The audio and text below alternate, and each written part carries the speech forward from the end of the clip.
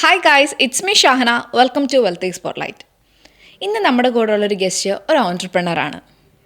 ഒരുപാട് ബിസിനസ് തുടങ്ങിയിട്ട് അതിൽ നിന്ന് ഫെയിലിയേഴ്സ് പഠിച്ച് ഒരു പ്രാക്ടിക്കൽ രീതിയിൽ, കോളേജുകളിൽ പോയി പഠിക്കാതെ ഒരു പ്രാക്ടിക്കൽ രീതിയിൽ ആ ഫെയിലിയേഴ്സിനെ മനസ്സിലാക്കി ഇന്ന് ബ്ലൂ സ്റ്റിക്ക് എന്നൊരു കമ്പനിയുടെ ഓണറായിരിക്കുന്നു. മറ്റാരുമല്ല, ജെയ്സൺ തോമസ് ആണ് ഇന്ന് നമ്മുടെ ഒപ്പം ഉള്ളത്. Jason, welcome to show. Thank you. ഈ പറഞ്ഞതുപോലെ ഒരുപാട് ബിസിനസ്സുകൾ തുടങ്ങിയിട്ട് അതിൽ നിന്ന് ഫെയിലിയേഴ്സ് ഉണ്ടായിട്ടാണ് ഇന്ന് ബ്ലൂ സ്റ്റിക്ക് പോലൊരു കമ്പനിയുടെ ഓണറായത്. എങ്ങനെയായിരുന്നു ഈ ഒരു കമ്പനിയിലേക്ക് എത്തിപ്പെട്ടത്? എങ്ങനെയായിരുന്നു ആ ഒരു പാത്ത് വേ? ഇത് ഏകദേശം ഒരു 2013-14 സമയത്താണ്. ഞാനും എൻ്റെ ബ്രദറുമാണ്, ഞാൻ ഒറ്റയ്ക്കല്ല, ബ്രദറും കൂടെ ഉണ്ടായിരുന്നു. ആ സമയത്ത് ഞങ്ങൾക്ക് ഈ മീംസ്, ട്രോൾസ് ഇതിലൊക്കെ ഭയങ്കര താല്പര്യമായിരുന്നു. ആ സമയത്ത് ഇവിടെ കേരളത്തിലൊന്നും അങ്ങനെ ട്രോൾസോ മീംസൊന്നും പോപ്പുലർ ആയിട്ടില്ല. അപ്പോൾ വെളിയിലുള്ള കുറേ പേജുകളുണ്ടായിരുന്നു, ഫോറിൻ മീംസും കാര്യങ്ങളൊക്കെ ഒത്തിരി എൻജോയ് ചെയ്യുമായിരുന്നു. അപ്പോൾ ഞങ്ങൾ വിചാരിച്ചു ഇവിടെ ഞങ്ങൾക്ക് എന്നാൽ പിന്നെ ഒരു മീം പേജ് തുടങ്ങിയാൽ എന്താണെന്ന് വിചാരിച്ച് ആദ്യത്തെ 2 പ്രാവശ്യമൊക്കെ 2 പേജൊക്കെ ഉണ്ടാക്കി. അത് വലിയ ഹിറ്റായില്ല. മൂന്നാമതാണ് ഒരു ഡൂഡ് എന്ന് പറഞ്ഞ DUD എന്ന് പറഞ്ഞൊരു ക്യാരക്ടർ എൻ്റെ ബ്രദർ തന്നെ ഡ്രോ ചെയ്തത്. അപ്പോൾ അങ്ങനെ ഉണ്ടാക്കിയിട്ട് അതിനെക്കുറിച്ചൊരു ഫണ്ണി കണ്ടൻറ് ഇടാൻ തുടങ്ങി. അപ്പോൾ അത് ഭയങ്കര പെട്ടെന്ന് അങ്ങ് വൈറലായി. ഭയങ്കര ഒരു വിത്തിൻ 1 or 2 years 4.4 million, അതായത് 44 lakh ഫോളോവേഴ്സായി. ഇന്ത്യയിലെ one of the biggest meme pages ആയി ആ സമയത്ത്. അതായത് ജിയോയാണ്, അതായത് ജിയോ വരുന്നതിന് മുമ്പ് ഭയങ്കര ആൾക്കാർ ഒത്തിരി ഇൻ്റർനെറ്റ് അങ്ങനെ യൂസ് ചെയ്യത്തില്ലായിരുന്നു ഇപ്പോഴത്തെ പോലെ. അപ്പോൾ ആ സമയത്ത് ഈ 4.4 എന്നൊക്കെ പറഞ്ഞാൽ ഭയങ്കര വലിയ നമ്പറാണ്. അപ്പം അങ്ങനെയാണ് നമ്മൾ സോഷ്യൽ മീഡിയ മാർക്കറ്റിംഗ് എന്ന് പറഞ്ഞ സംഭവത്തിലോട്ട് ഞങ്ങൾ പഠിക്കുന്ന, ഹാൻഡ്സ് ഓൺ ആയിട്ട് പഠിച്ചു. അതുകഴിഞ്ഞ് ഞങ്ങളൊരു ആപ്പും കൂടെ ലോഞ്ച് ചെയ്തു, ഡൂഡ് ആപ്പ് എന്ന് പറഞ്ഞുകൊണ്ട്.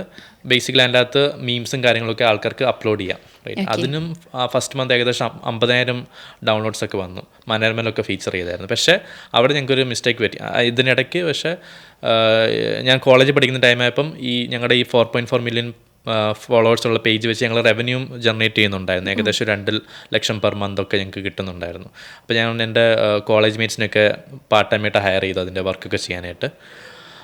അങ്ങനെ ചെയ്തു വന്നപ്പം ഈ ആപ്പ് റിലീസ് ചെയ്യാമെന്ന് വിചാരിച്ചു. കാരണം എന്താണെന്ന് വെച്ച് കഴിഞ്ഞാൽ ഈ 4.4 million നമ്മുടെ യൂസറല്ല, ഫേസ്ബുക്കിൻ്റെ യൂസേഴ്സാണല്ലോ. അപ്പം നമുക്ക് തന്നെ ഡയറക്റ്റ് കൺട്രോളുള്ള യൂസേഴ്സിനെ കിട്ടണമെങ്കിൽ നമുക്ക് തന്നെ ഒരു ആപ്പ് ലോഞ്ച് ചെയ്യണം. അങ്ങനെ ഒരു തോട്ട് പ്രോസസ്സിലാണ് നമ്മൾ തന്നെ ഒരു ഡൂഡ് ആപ്പ് എന്ന ആപ്പ് ലോഞ്ച് ചെയ്തത്. പക്ഷേ ഞങ്ങൾ അതിലൊത്തിരി ഇൻവെസ്റ്റ് ചെയ്തു. ലോഞ്ച് ചെയ്തപ്പം ഒരു ഗുജറാത്തിലുള്ള കമ്പനിക്കാണ് കൊടുത്തത് ഡെവലപ്പ് ചെയ്യാനായിട്ട്. പക്ഷേ അവരത്ര എക്സ്പെക്റ്റ് ചെയ്യില്ല ഇത്രയും പെട്ടെന്ന് ഇത്ര ട്രാഫിക് വരുമെന്നൊന്നും എക്സ്പെക്റ്റ് ചെയ്തില്ലായിരിക്കും.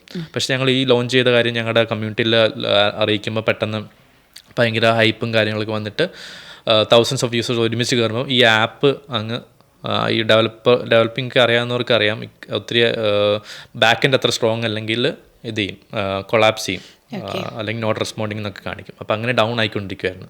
അപ്പോൾ അത് ഫിക്സ് ചെയ്യാൻ വേണ്ടി വേറെ ഡെവലപ്പറിനെ ഹയർ ചെയ്തു. അവർക്കും ഫിക്സ് ചെയ്യാൻ പറ്റിയില്ല, വേറെ ഡെവലപ്പറിനെയും ഹയർ ചെയ്തു. അപ്പോൾ അങ്ങനെ ഒത്തിരി ഈ ആപ്പ് ഡെവലപ്മെൻറ്റ് ഇച്ചിരി എക്സ്പെൻസീവ് അഫെയർ ആയതുകൊണ്ട് ഞങ്ങൾക്ക് ആ സമയത്ത് കിട്ടിയ വരുമാനം മുഴുവൻ ഇവിടെ പോയി. അപ്പോൾ സീറോയിലോട്ട് വന്നു. അവിടെയാണ് നമുക്കൊരു ഡൗൺഫോൾ വന്നത്. പക്ഷേ ഇത് രണ്ടും ഒരു 3-4 വർഷം കൊണ്ട് ഫുള്ളി നമുക്ക് ഈ ഓൺലൈൻ മാർക്കറ്റിംഗ് എന്താണെന്നുള്ള കാര്യം ഫിഗർ ഔട്ട് ചെയ്യാനായിട്ട് ഹെൽപ്പ് ചെയ്തു. റൈറ്റ്. അപ്പോഴാണ് ഞങ്ങളുടെ ഒരു ഫ്രണ്ട് പറഞ്ഞു, നിങ്ങൾക്ക് എന്നാൽ പിന്നെ ഒരു വർക്ക്ഷോപ്പ് എടുത്തിട്ട്, ആ സമയത്ത് ഇതിനെക്കുറിച്ച് ആർക്കും ഒന്നും അറിയത്തില്ല, എന്താണ് സോഷ്യൽ മീഡിയ മാർക്കറ്റിംഗ്, എങ്ങനെ നിങ്ങൾക്ക് ഓൺലൈനായിട്ട് ക്യാഷ് ഉണ്ടാക്കാം, ബിസിനസ്സുകൾക്ക് എങ്ങനെ സോഷ്യൽ മീഡിയ അല്ലെങ്കിൽ ഓൺലൈൻ പ്ലാറ്റ്ഫോംസ് ഉപകാരപ്പെടും എന്നുള്ളതിനെക്കുറിച്ച് ഒരു ഐഡിയ ഇല്ലായിരുന്നു. അപ്പോൾ അങ്ങനെ ഇരുന്നപ്പോഴാണ് ഞങ്ങളൊരു വർക്ക്ഷോപ്പ് നടത്തിയത് കോട്ടയത്ത്. അപ്പോൾ കോട്ടയത്ത് ആ വർക്ക്ഷോപ്പ് നടത്താൻ നമ്മുടെ കാശില്ലാത്തതുകൊണ്ട് സ്പോൺസർമാരുടെ അവിടുത്തെയുള്ള മേജർ കമ്പനീസിൻ്റെ അടുത്ത് പോയി ചോദിച്ച് സ്പോൺസർഷിപ്പ് ചെയ്യാവുന്നു. അങ്ങനെ ഒരു 5 കമ്പനീസ് സ്പോൺസർ ചെയ്തത്. ഏകദേശം ഒരു 30,000 rupees ആയിരുന്നു ചിലവ് അത് മീറ്റ് ചെയ്യാനായിട്ട്.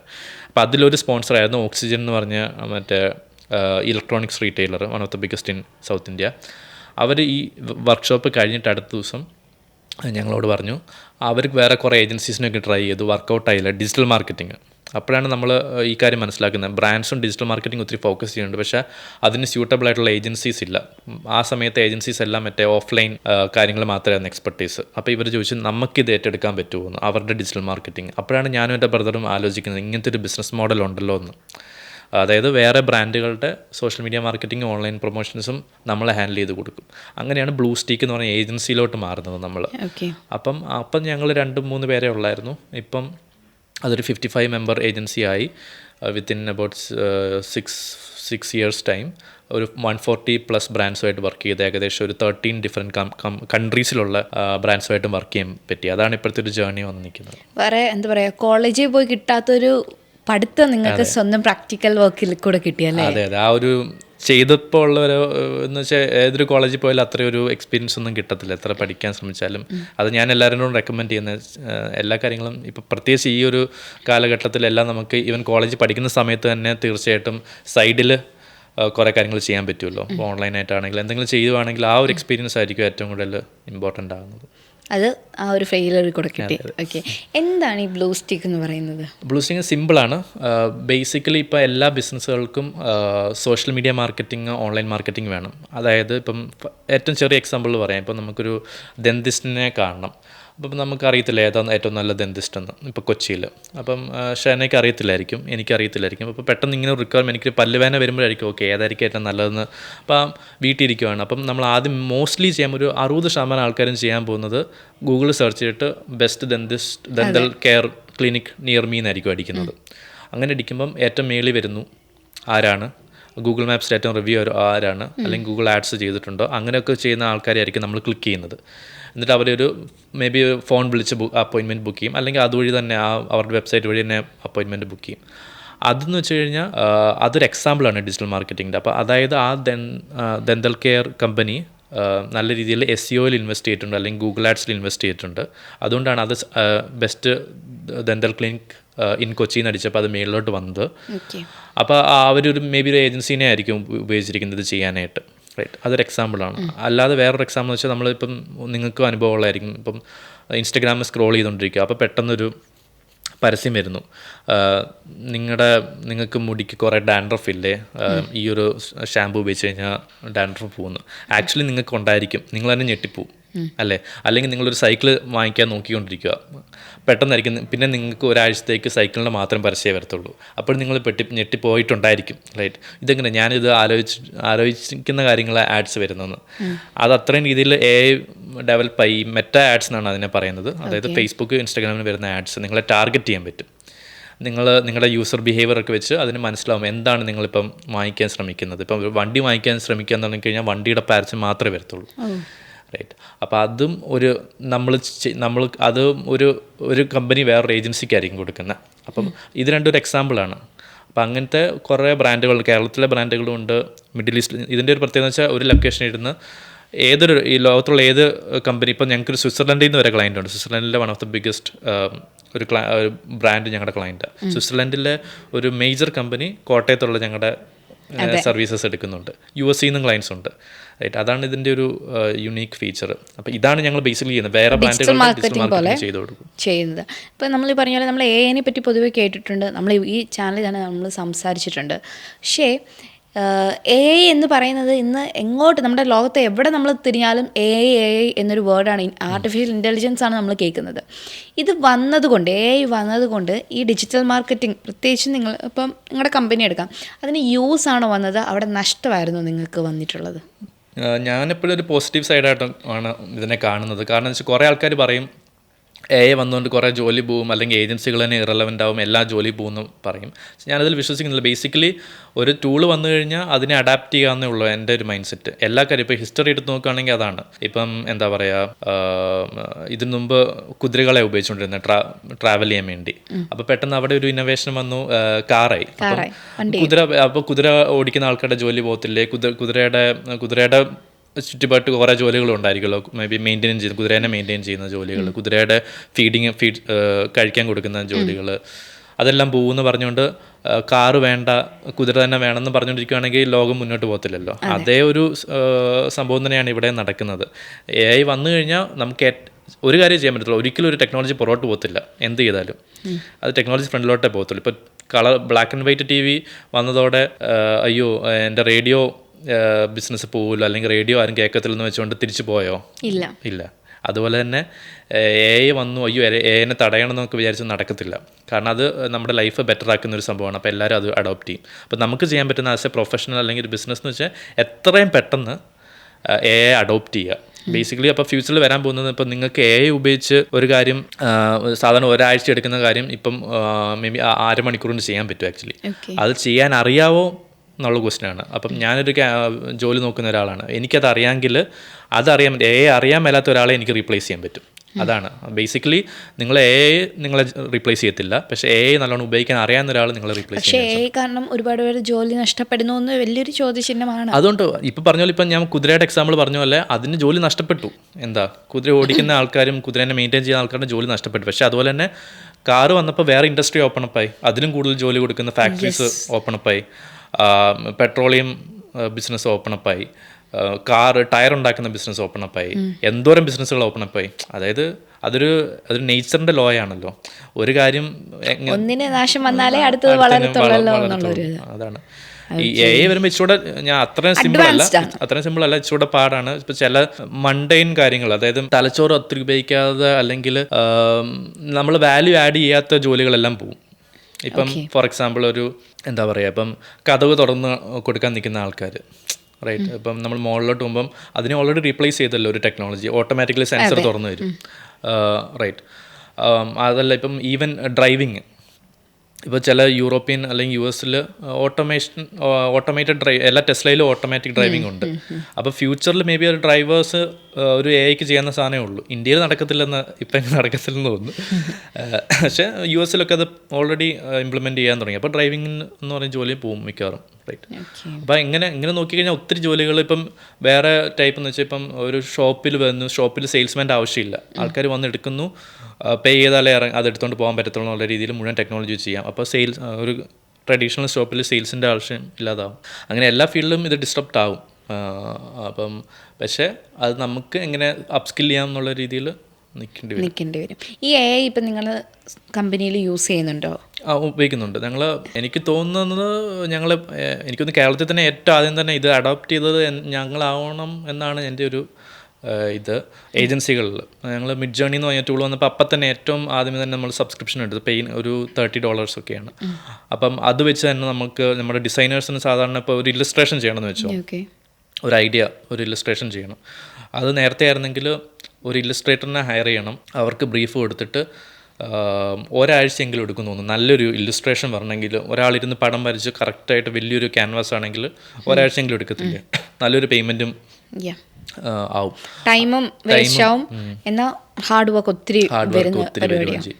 അതുപോലെ മിഡ് ജേർണിയിൽ നല്ല രീതിയിൽ മിഡ് ജേർണിയോട് ഉപയോഗിക്കാൻ ഒരാൾക്കാണെങ്കിൽ അതൊരു മേ ബി ഒരു ½ an hour കൊണ്ട് ഒരു റെക്ടിഫൈ ചെയ്തിട്ട് ഒരു നല്ലൊരു നമുക്ക് വേണ്ട രീതിയിലുള്ള സ്റ്റൈലിൽ ആ ഇല്ലസ്ട്രേഷൻ ഉണ്ടാക്കിയെടുക്കാൻ പറ്റും. അങ്ങനത്തെ ഒത്തിരി ഗ്രാഫിക് ഡിസൈനിൽ നമുക്ക് ഭയങ്കരമായിട്ട് യൂസ്ഫുൾ ആയി. അതായത് പ്രൊഡക്ടിവിറ്റി ഭയങ്കരമായിട്ട് കൂട്ടാൻ പറ്റി. സെയിം എമൗണ്ട് ഓഫ് പീപ്പിൾ വെച്ചിട്ട് പ്രൊഡക്ടിവിറ്റി കൂട്ടാൻ പറ്റി. അതിൻ്റെ വേറൊരു എക്സാമ്പിൾ വേണം, ഈ മോഡൽസിൻ്റെ ഒത്തിരി മേ ബി ഒരു ജോലി പോകാൻ സാധ്യതയുണ്ട്, റൈറ്റ്. അപ്പം കാരണം ചെറിയ ഫോട്ടോഷൂട്ട്സ്, ഇപ്പം ഒരു മേ ബി ഇങ്ങനെ നിൽക്കുന്നൊരു ഫോട്ടോ, അല്ലെങ്കിൽ ഒരു പ്രൊഡക്റ്റ് പിടിച്ചുകൊണ്ടിരിക്കുന്ന ഫോട്ടോ, അല്ലെങ്കിൽ അങ്ങനത്തെ കാര്യങ്ങൾ നേരത്തെ ഷട്ടർ സ്റ്റോക്കിൽ നിന്നായിരുന്നല്ലോ വാങ്ങിച്ചുകൊണ്ടിരുന്നത്. ഇപ്പം നമുക്ക് മിഡ് ജേർണി വെച്ച് നമുക്ക് ഇഷ്ടമുള്ള രീതിയിൽ ഷട്ടർ സ്റ്റോക്കിൽ ചിലപ്പോൾ ഇങ്ങനെ നിൽക്കുന്ന ഒരു ഫോട്ടോ മാത്രമേ ഉള്ളായിരിക്കും. ആ പുള്ളിനെ തന്നെ നമുക്ക് വേറൊരു രീതിയിൽ പോസ്റ്റർ നിൽക്കണമെങ്കിൽ വേറെ ഫോട്ടോ ഡൗൺലോഡ് ചെയ്യണം അല്ലെങ്കിൽ എടുക്കണം. അപ്പോൾ അതിൽ നല്ലത് മിഡ് ജേർണിയിൽ ആ ഒരു നല്ല രീതിയിൽ മിഡ് ജേർണി ഉപയോഗിക്കുന്ന ഒരാൾക്ക് എന്താണോ നീഡ് ആ രീതിയിലുള്ളൊരു മോഡലിനെ ഉണ്ടാക്കിയെടുക്കാൻ പറ്റും. അത് റെക്കഗ്നൈസ് ചെയ്യാൻ ഇച്ചിരി പാടാണ്. അത് AI ആണോ അല്ലയോ എന്ന് റെക്കഗ്നൈസ് ചെയ്യാൻ വരെ പാടാണ്. അപ്പം അങ്ങനത്തെ മോഡൽ ഷൂട്ടിൻ്റെ ആവശ്യവും ഇല്ലാതായിക്കൊണ്ടിരിക്കുകയാണ്. വീഡിയോസും വരുന്നുണ്ട്. ഇപ്പം ഓപ്പൺ AIയുടെ സോറ എല്ലാവർക്കും അറിയാം. പിന്നെ ലൂമ എന്ന് പറഞ്ഞൊരു ടൂളുണ്ട്. അതിൻ്റെ അകത്ത് നമുക്ക് ഇഷ്ടമുള്ള പ്രോംപ്റ്റ് കൊടുത്ത വീഡിയോ വരും. ഓക്കെ. അപ്പം വീഡിയോഗ്രാഫേഴ്സിൻ്റെ ഒരു ഇങ്ങനത്തെ പോഡ്കാസ്റ്റ് അങ്ങനത്തെ ഒന്നുമല്ല. ഇപ്പം നമുക്കൊരു മുംബൈയുടെ ഡ്രോൺ ഷോട്ട് വേണം. അപ്പം മുംബൈ എന്താണെന്ന് വെച്ചാൽ നമ്മൾ ഡ്രോൺ അറിയാവുന്ന ഒരാളെ ഹയർ ചെയ്യണം, ഡ്രോൺ വേണം, അവിടെ പോകണം, ഷൂട്ട് ചെയ്യണം. പക്ഷേ ഇങ്ങനത്തെ AI മോഡൽസ് ഉണ്ടെങ്കിൽ നമുക്ക് ലൂമയോട് പറഞ്ഞാൽ മതി, അതിനിടെ ഡ്രോൺ ഷോട്ട് ഓഫ് മുംബൈ, നമുക്ക് 5 മിനിറ്റിനുള്ളിൽ വീഡിയോ കിട്ടി. അങ്ങനെ ഡിസ്ട്രപ്റ്റ് ആവും. അതെല്ലാം നമ്മൾ പ്രാക്ടീസും ചെയ്യുന്നുണ്ട്. ഓക്കെ. അപ്പം നിങ്ങളും അവിടെ യൂസ് ചെയ്യുന്നുണ്ടല്ലേ? ഇപ്പം ബ്ലൂസ്റ്റേക്ക് എന്ന് പറയുന്നത് ഡിജിറ്റൽ മാർക്കറ്റിംഗ് കമ്പനിയല്ല, വേറെ എന്തൊക്കെ ബിസിനസ്സാണ് നിങ്ങൾക്ക് അവിടെ നടക്കുന്നത്? നമ്മൾ ഒരു 5th year ഒക്കെ കഴിഞ്ഞപ്പം നമ്മളൊരു 6 വർഷമായി. 6 വർഷമായി. അപ്പം ഞങ്ങളൊരു ചാലഞ്ച് ഫേസ് ചെയ്തതെന്ന് വെച്ച് കഴിഞ്ഞാൽ പ്രോപ്പർട്ടായിട്ടുള്ള നമുക്ക് ഹയറിങ്ങിന് ഇഷ്യൂ ഉണ്ടായിരുന്നു. അതായത് വേറെ ഡിജിറ്റൽ മാർക്കറ്റിംഗ് ഇൻസ്റ്റിറ്റ്യൂട്ട്സിലൊക്കെ പഠിച്ച് സർട്ടിഫിക്കറ്റ്സ് ആയിട്ട് വരും. നമ്മൾ ഇൻ്റർവ്യൂ നമ്മൾ ചോദിക്കുമ്പോൾ തന്നെ മനസ്സിലാവും ഇവർക്ക് ശരിക്കും പറഞ്ഞാൽ ഒന്നും അറിയത്തില്ല, പ്രാക്ടിക്കലായിട്ട് ഒന്നും അറിയത്തില്ല, ജസ്റ്റ് ആ സർട്ടിഫിക്കറ്റ് മാത്രമേ ഉള്ളൂ. അപ്പോൾ ഞങ്ങൾക്ക് ഹയറിങ് ഇച്ചിരി പാടായി. അപ്പം അതൊന്ന് സോൾവ് ചെയ്യാൻ വേണ്ടി ഞങ്ങൾ വിചാരിച്ചു, എന്നാൽ പിന്നെ നമുക്ക് ഒരു അക്കാഡമി തുടങ്ങാം, എന്നിട്ട് നമ്മൾ ലൈവായിട്ടൊരു 4 മാസം ട്രെയിനിങ് കൊടുത്തിട്ട് പഠിപ്പിച്ചെടുക്കാം. അങ്ങനെ ബ്ലൂസ്റ്റിക്ക് അക്കാഡമിയും തുടങ്ങി. റൈറ്റ്. അപ്പം ഒരു 2 മാസം തിയറി ആയിരിക്കും, ബാക്കി 2 മാസം ആക്ച്വലി ഞങ്ങളുടെ ക്ലയൻസുമായിട്ട് കൊളാബറേറ്റ് ചെയ്ത് വർക്ക് ചെയ്ത് അവർക്കൊരു പോർട്ട്ഫോളിയോ ഉണ്ടാക്കാം. അല്ലാതെ കുറേ പ്രാക്ടിക്കലായിട്ട് നമ്മൾ അവരെ കൊണ്ട് തന്നെ ഷോപ്പിഫൈ സൈറ്റ് ഉണ്ടാക്കി പ്രൊഡക്റ്റ് കണ്ടുപിടിച്ച് ആഡ്സ് വിട്ട് സെയിൽസിലോട്ട് കൊണ്ടുവരുന്ന രീതിയിലോട്ട് വരെ ട്രെയിനിങ് കൊടുക്കുന്നുണ്ട്. അപ്പോൾ അങ്ങനത്തെ ഒരു 5 ബാച്ച് കഴിഞ്ഞു. ഇപ്പോൾ നമ്മൾ ഇച്ചിരി അതൊരു വലുതാക്കും, ഒരു 22 നമ്പർ അക്കാഡമി പ്രോപ്പർ ഒരു ക്ലാസ് റൂമൊക്കെ ആക്കിക്കൊണ്ടിരിക്കുകയാണ്. എന്താ നിങ്ങളുടെ അക്കാഡമിയിൽ പ്രത്യേകം ഇപ്പോൾ ഒത്തിരി ഇപ്പോൾ പറഞ്ഞ പോലെ ഒരുപാട് ഡിജിറ്റൽ മാർക്കറ്റിംഗ് അക്കാഡമീസ് ഉണ്ട്, ഒരുപാടെണ്ണം ഉണ്ട്. അതിൽ നിന്ന് എങ്ങനെയാണ് വ്യത്യസ്തമായി നിങ്ങളുടെ അക്കാഡമി നിൽക്കുന്നത്? അതാണ് ഞങ്ങൾ എൻ്റെ ഒരു വിശ്വാസം എന്ന് വെച്ചാൽ digital marketing is equal to maybe ഒരു സ്വിമ്മിങ്, നീന്തൽ പോലെയാണ്. So you cannot learn swimming without actually swimming. ഒരു ബുക്ക് വായിച്ചിട്ട് നിങ്ങൾക്ക് സ്വിം ചെയ്യാൻ പറ്റുമോ? പറ്റത്തില്ല. അത് ആക്ച്വലി പ്രാക്ടീസ് ചെയ്യണം. ഇപ്പം ജിമ്മിൽ പോകുന്നതും അങ്ങനെ തന്നെ. അതായത് ഒരു എന്തോരം ബുക്ക് വായിച്ചെന്ന് പറഞ്ഞുകൊണ്ട് നിങ്ങൾക്ക് മസിൽ വരുമോ? അത് ചെയ്താലേ മസിൽ വരത്തുള്ളൂ. അത് തന്നെയാണ് ഡിജിറ്റൽ മാർക്കറ്റിങ്ങിൻ്റെ ഒരു പ്രത്യേകതയാണ്. കാരണം എന്ന് വെച്ച് കഴിഞ്ഞാൽ അത് എപ്പോഴും ഇവോൾവ് ചെയ്യുന്നൊരു ഫീൽഡാണ്. ഫോർ എക്സാമ്പിൾ 2 വർഷം മുമ്പ് ടിക്ടോക്ക് ആയിരുന്നു ഏറ്റവും എല്ലാവരും ഉപയോഗിച്ചുകൊണ്ടിരുന്നത്. അതിപ്പോൾ ഇല്ല ഇന്ത്യയിൽ. 2 വർഷം മുമ്പ് ഇൻസ്റ്റാഗ്രാമിൽ റീൽസ് എന്ന് പറഞ്ഞ പരിപാടിയില്ല, സ്റ്റാറ്റിക് ആയിരുന്നു. 1 വർഷം ഇച്ചിരി നാൾ മുമ്പ് ക്ലബ് ഹൗസ് ഭയങ്കര ഇതായിട്ട് വന്നു, അതിപ്പോൾ തീർന്നു പോയി. അല്ലെങ്കിൽ ത്രെഡ്സ് എന്ന് പറഞ്ഞ ആപ്പ് ഇപ്പോൾ വന്നു, അതിൻ്റെ ഫ്യൂച്ചർ എന്താണെന്ന് അറിയത്തില്ല. അപ്പോൾ ഒത്തിരി കാര്യങ്ങൾ മാറിക്കൊണ്ടിരിക്കുന്നത്. അപ്പോൾ AI വന്നപ്പോൾ ഒത്തിരി കാര്യങ്ങൾ മാറി. ഇപ്പോൾ വാട്സാപ്പിൽ വരെ AI വന്നിട്ടുണ്ട്, റൈറ്റ്. അപ്പം എപ്പോഴും മാറിക്കൊണ്ടിരിക്കുന്ന സാധനം, ഒരു ഔട്ട്ഡേറ്റഡ് സിലബസിൽ ഒരു പ്രൊഫസർ ഇത് ചെയ്യാത്ത ഒരാൾ വന്ന് പഠിപ്പിച്ചുകൊണ്ടിരിക്കുന്നത് ഡസൻറ്റ് മേക്ക് സെൻസ്, റൈറ്റ്. അതുകൊണ്ടാണ് ഞങ്ങളുടെ ഡിജിറ്റൽ മാർക്കറ്റിംഗ് ചെയ്യുന്ന ആൾക്കാരുണ്ട്, സീനിയർ ആയിട്ടുള്ള ആൾക്കാർ, അവർ തന്നെയാണ് ഇത് പഠിപ്പിക്കുന്നത് എക്സാമ്പിൾ വെച്ചിട്ട്. എന്നിട്ട് അവരെ കൊണ്ട് തന്നെ ടാസ്ക് കൊടുത്ത് എല്ലാവരും തന്നെ വെബ്സൈറ്റ് ഉണ്ടാക്കി അതുവഴി സെയിൽസ് കൊണ്ടുവരണം പ്രാക്ടിക്കലായിട്ട്, റൈറ്റ്. അപ്പോൾ ആ ഒരു പ്രാക്ടീസ് ബേസ്ഡ് ആയിട്ടുള്ള ഏജൻസി ബേസ്ഡ് ആയിട്ടുള്ള ഒരു രീതിയാണ് നോക്കുക. അപ്പോൾ അതായത് തിയറിയേക്കാൾ കൂടുതൽ പ്രാക്ടിക്കലാണ് നിങ്ങളവിടെ പ്രിഫർ ചെയ്യുന്നത്. അങ്ങനെ തന്നെ കൊണ്ടുവരാം. അപ്പോൾ എങ്ങനെയാണ് കോഴ്സിൻ്റെ ഡ്യൂറേഷനും കോഴ്സിൻ്റെ കാര്യങ്ങളും ഒക്കെ? ഇപ്പം എന്ന് വെച്ച് കഴിഞ്ഞാൽ ഒരു 3 മാസത്തെ ആണ് ഡ്യൂറേഷൻ വരുന്നത്. ആ 3 മാസം കഴിഞ്ഞിട്ട് ഇൻ്റർവ്യൂ പാസ്സാവുകയാണെങ്കിൽ 1 മാസം ഇൻറ്റേൺഷിപ്പും കിട്ടും. അത് കഴിഞ്ഞിട്ട് ഞങ്ങൾ ആക്ച്വലി അവിടെ നിന്ന് തന്നെ ഹയറും ചെയ്യുന്നത്. അപ്പോൾ ഈ 3 മാസത്തിനുള്ളിൽ നിങ്ങൾ പ്രാക്ടിക്കലും കൊടുക്കും അല്ലേ? പ്രാക്ടിക്കലും കൂടെ കൂട്ടിയാണ് ഈ 3 മാസം പോകുന്നത്. അപ്പോൾ ഏകദേശം ഞാൻ മുഴുവൻ പഠിക്കുമെന്നൊന്നും പറയത്തില്ല, ഒരിക്കലും ഒരു ഡിജിറ്റൽ മാർക്കറ്റിംഗ് 3 മാസം കൊണ്ട് മുഴുവൻ പഠിക്കത്തില്ല. പക്ഷെ ഒരു ബിഗിനർ ലെവലിലോട്ടാവും ആൾ, റൈറ്റ്. ഒരു ഐഡിയ കിട്ടും എന്താണ് സംഭവം എന്നുള്ളൊരു. അപ്പോൾ ഡിജിറ്റൽ മാർക്കറ്റിങ്ങിൻ്റെ അകത്തും കുറേ പാത്ത് വേസ് ഉണ്ട്, അതിലേതാണ് അവർക്ക് ഇഷ്ടം എന്നും മനസ്സിലാവും. അത് ചൂസ് ചെയ്യാനും പറ്റും. ഇപ്പം നമ്മൾ പറഞ്ഞല്ലോ, ഇപ്പോൾ AI വാട്സപ്പിലുണ്ട്, മെറ്റയിൽ എല്ലായിടത്തും AI ഉണ്ട്. അപ്പോൾ ഈ നമ്മൾ ഡേ ടു ഡേ ആയിട്ട് നമുക്ക് മെറ്റയിൽ പല പല ചേഞ്ചസ് വരുന്നുണ്ട്, പല ഇൻസ്റ്റാഗ്രാമിൽ പല ഫീച്ചേഴ്സ് മാറുന്നുണ്ട്, പല ചേഞ്ചസ് വരുന്നത്. അത് AIയും ആഡ് ചെയ്യുന്നുണ്ട്, അല്ലാതെയും വരുന്നുണ്ട്. അപ്പം അതിനെപ്പറ്റി ഇപ്പം ഒരു ഡിജിറ്റൽ മാർക്കറ്റിംഗ് എന്ന രീതിയിൽ നിങ്ങളുടെ കമ്പനിയുടെ ബേസിസിലും അല്ലെങ്കിൽ ഇപ്പോൾ AI യൂസ് ചെയ്യുന്ന പേരിൽ ജെയ്സൻ്റെ വ്യൂ ഓഫ് പോയിന്റിൽ അതിനെപ്പറ്റി എന്താ പറയാനുള്ളത്? ആ ഒരു ചേഞ്ചസ് അവർ കൊണ്ടുവരുന്നതിൽ അതാണ്. ഇപ്പം ഫോർ എക്സാമ്പിൾ OpenAI ആണ് ഒരു 2022 OpenAI എന്ന് പറഞ്ഞ കമ്പനിയാണ് ChatGPT ലോഞ്ച് ചെയ്തത്. അപ്പോഴാണ് അവിടം വരെ എല്ലാവരുടെയും AI എന്ന് പറഞ്ഞ എന്തോ ഒരു സിനിമയിലുള്ള കാര്യം മാത്രമായിരുന്നു. അതിന് മുമ്പൊക്കെ ബാക്ക് എൻഡിൽ ഡെവലപ്മെൻറ്റ് നടക്കുന്നുണ്ട്. പക്ഷേ ഇപ്പോൾ എല്ലാവരും സിനിമയിലൊക്കെ AI എന്ന് പറഞ്ഞു കഴിഞ്ഞാൽ ടെർമിനേറ്ററിൻ്റെ അകത്തെ ഇത് അല്ലെങ്കിൽ ഇങ്ങനത്തെ കാര്യങ്ങളേ ഉള്ളൂ. ഇത് വന്നതോടെയാണ് ആൾക്കാർക്ക് വലിയൊരു സംഭവം എന്നൊരു രീതിയിൽ ഈ ChatGPT വന്നപ്പോഴാണ് ആൾക്കാർക്ക് മനസ്സിലായി, അയ്യോ ഇതെന്തുവാ എന്നുള്ളൊരു ഫീലിംഗ് കിട്ടിക്കാണൂല്ലോ ആദ്യം യൂസ് ചെയ്തപ്പം. അപ്പോൾ ChatGPT OpenAI ആണ് ChatGPT ലോഞ്ച് ചെയ്തത്. അത് കഴിഞ്ഞപ്പോൾ തന്നെ ഗൂഗിളിന് മനസ്സിലായി. അതായത് ഇപ്പോൾ ഞാനൊക്കെ ആണെങ്കിൽ ഡിഫോൾട്ട് ഇപ്പോൾ ഗൂഗിൾ സെർച്ച് ചെയ്യത്തില്ല, എന്തെങ്കിലും ഡൗട്ട് ഉണ്ടെങ്കിൽ നേരെ ChatGPT ആപ്പാണ് ഉപയോഗിക്കുന്നത്. അപ്പോൾ ഗൂഗിളിന് അത് മനസ്സിലായി, ഓക്കെ ഗൂഗിൾ സെർച്ച് എന്ന് പറഞ്ഞ സാധനം എങ്ങനെയാലും ആൾക്കാർ ഉപയോഗിക്കുന്നത് ഭയങ്കരമായിട്ട് കുറയും. കാരണം ഗൂഗിൾ സെർച്ച് വേഴ്സസ് ChatGPT ചോദിക്കുന്നതിന് ChatGPT നമ്മുടെ എക്സാക്ട് ഡൗട്ട് ക്ലിയർ ചെയ്ത് തരും. ഇപ്പം എനിക്ക് രാത്രി ഉറങ്ങാൻ പറ്റുന്നില്ല, അതിൻ്റെ കാരണം എന്താണ്? അപ്പോൾ ഗൂഗിളിൽ എനിക്ക് ഇങ്ങനെ സെർച്ച് ചെയ്യാൻ പറ്റുള്ളൂ, why can't I sleep at night. അപ്പോൾ കുറേ ജനറിക് ആയിട്ടുള്ള ആർട്ടിക്കിളാണ് വരുന്നത്. പക്ഷേ ChatGPT-ലാണെങ്കിൽ എനിക്ക് ഇച്ചിരി സ്പെസിഫൈ ചെയ്യാൻ പറ്റും. I M A 27-year-old guy. I have I weigh about 70 kilos. I use phones a lot. I eat this during my dinner. Then I cannot sleep well. Can you help me here? അപ്പം നമ്മുടെ personalised ആയിട്ടുള്ള answer എനിക്ക് വരും. പറയും ഈ mobile ഈ സമയത്ത് ഉപയോഗിക്കുന്നില്ല, അല്ലെങ്കിൽ ഇങ്ങനെ ഒരു ജനറിക് ആയിട്ടുള്ള ആൻസർ പറയും, എനിക്ക് പേഴ്സണൽ ആയിട്ടുള്ള ഒരു ആൻസർ കിട്ടും. അതിൻ്റെ ഒരു വലിയൊരു എക്സാമ്പിൾ എന്ന് വെച്ച് കഴിഞ്ഞാൽ എനിക്കത് യു എസിലാണ്ട് നടന്നൊരു സംഭവം. അതായത് ഒരു പേരൻ്റ് ഉണ്ടായിരുന്നു. അതിൻ്റെ പുള്ളിക്കാരിയുടെ മകന് എന്തോ ഒരു ഇൽനെസ് വന്നു, എന്തോ ക്രോണിക് പെയിനോ എന്താണ്. അപ്പം ഏതാണ്ട് 6-7 ഡോക്ടർമാരുടെ അടുത്ത് കൊണ്ടുപോയി. ഡോക്ടർമാർക്ക് അത്ര കറക്റ്റായിട്ട് അനലൈസ് ചെയ്യാൻ പറ്റില്ല എന്താ ഡിസീസ് എന്ന്. റൈറ്റ്, കറക്റ്റായിട്ട് കൺക്ലൂസീവ് ആയിട്ട് കൊടുക്കാൻ പറ്റുന്നില്ല.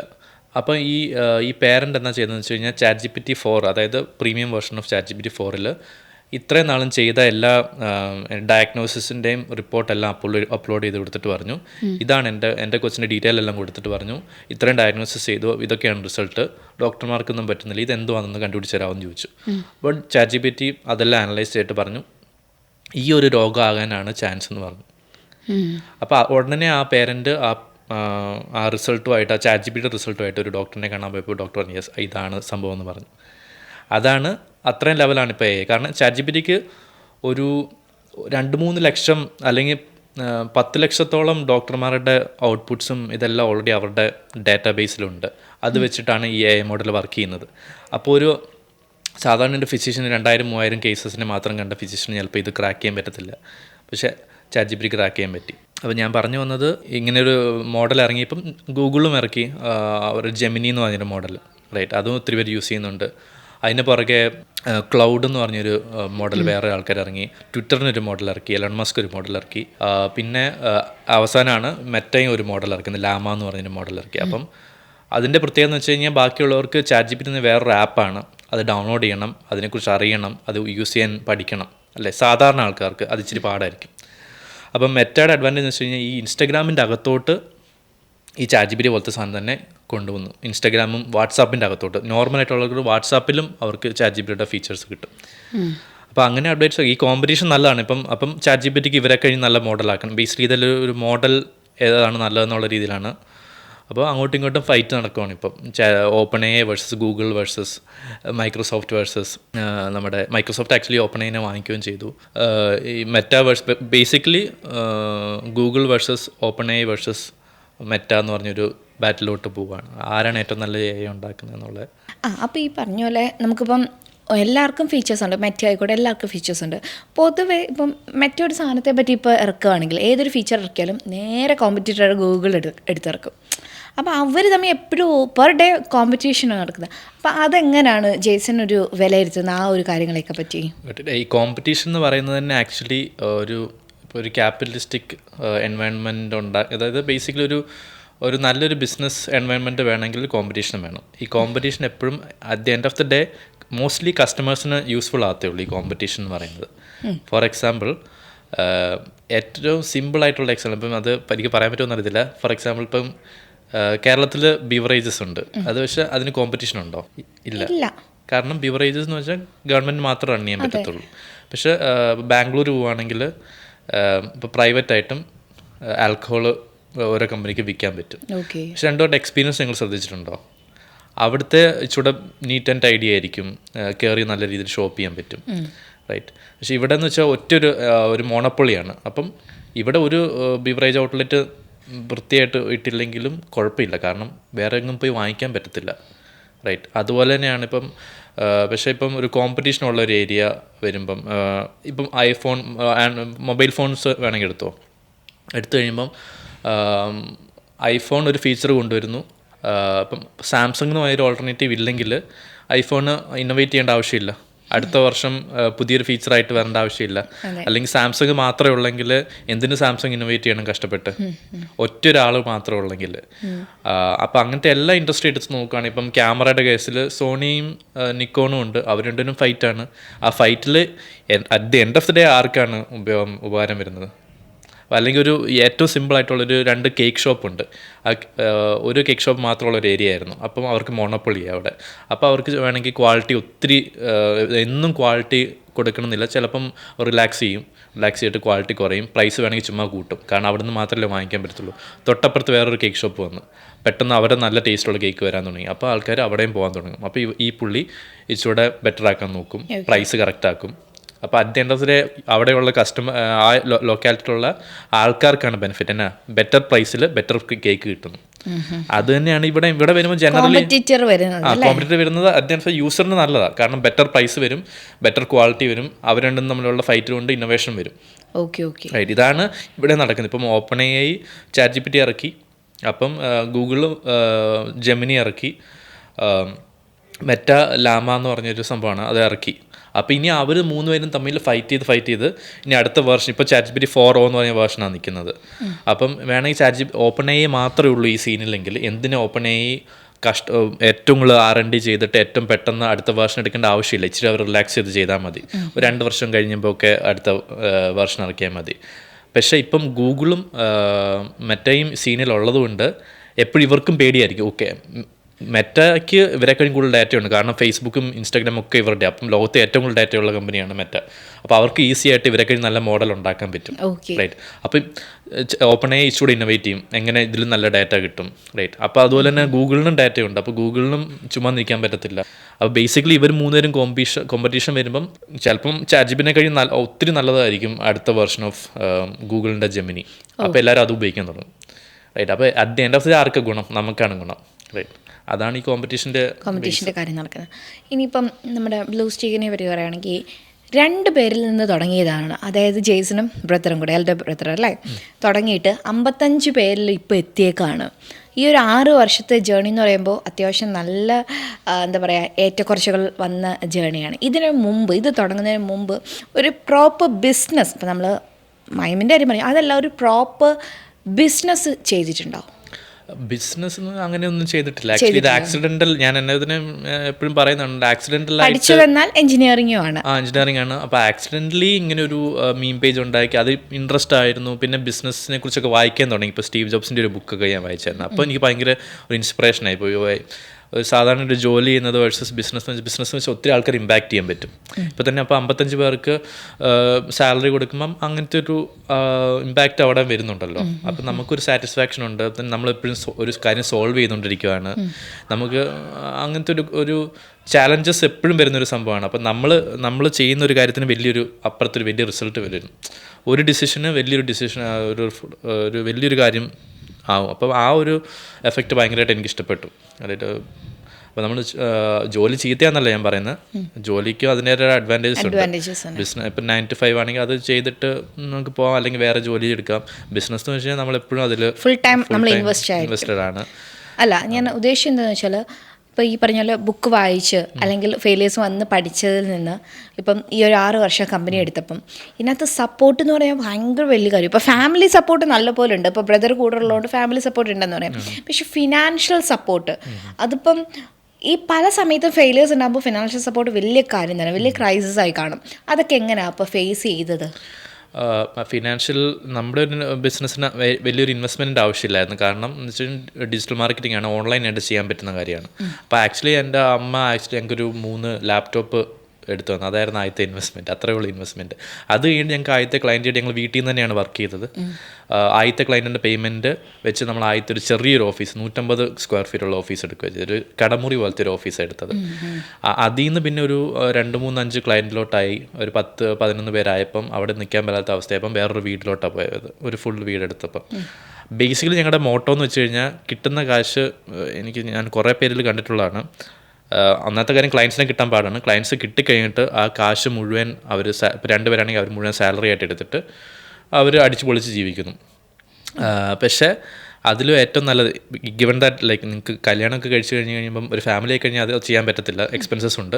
പക്ഷേ നിങ്ങളൊരു ബാച്ചിലറാണ്, ഏർലി 20s ഏറ്റവും നല്ലതെന്ന് വെച്ച് കഴിഞ്ഞാൽ, നിങ്ങൾ ഒരു ബിസിനസ് തുടങ്ങി റവന്യൂ കിട്ടുമ്പോൾ അപ്പം തന്നെ അതെടുത്ത് നമുക്ക് ഇൻസ്റ്റൻ്റായിട്ട് ഇപ്പം ഒരു ടൂറ് പോകണം, അല്ലെങ്കിൽ എനിക്ക് ഇത് ചെയ്യണം അത് ചെയ്യണം എന്ന് പറഞ്ഞാൽ അത് സ്പെൻഡ് ചെയ്ത് തീർക്കുന്നതിനേക്കഴിഞ്ഞാൽ എപ്പോഴും നല്ലത് അതിൻ്റെ ഒരു പോർഷൻ, അറ്റ്ലീസ്റ്റ് ഒരു 50% റീഇൻവെസ്റ്റ് ചെയ്യുക കമ്പനിയിലോട്ട്. ഇപ്പം നമുക്കൊരു 50,000 രൂപ കിട്ടുന്ന 2 ക്ലയൻറ്റ് കിട്ടി, 1 ലക്ഷം രൂപ നമ്മുടെ ടേൺ ഓവർ ഉണ്ട്.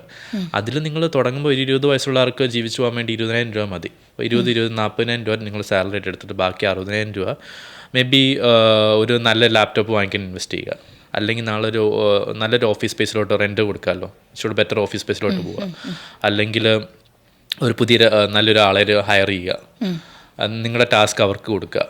റൈറ്റ്, നിങ്ങളെപ്പോഴും ഇപ്പം അതിൽ 50,000 വെച്ച് മുഴുവൻ സാലറി എടുക്കുകയാണെങ്കിൽ നിങ്ങൾ ബേസിക്കലി ചെയ്യുന്നതെന്ന് വെച്ച് കഴിഞ്ഞാൽ നിങ്ങൾ ഒരു എംപ്ലോയി ആയിട്ട് മാറും. അതായത് നിങ്ങൾ തന്നെ എല്ലാം ചെയ്യേണ്ടി വരും പ്രാക്ടിക്കലി. ഇപ്പോൾ ഫോർ എക്സാമ്പിൾ ഈ പോഡ്കാസ്റ്റിന് എനിക്ക് വന്നിരിക്കാൻ പറ്റുന്നതിൻ്റെ കാരണം എന്ന് വെച്ച് കഴിഞ്ഞാൽ 55 പേര് അവിടെയുണ്ട്, ഓഫീസിൽ നമ്മുടെ പണിയെല്ലാം ചെയ്തുകൊണ്ടിരിക്കുന്നുണ്ട്.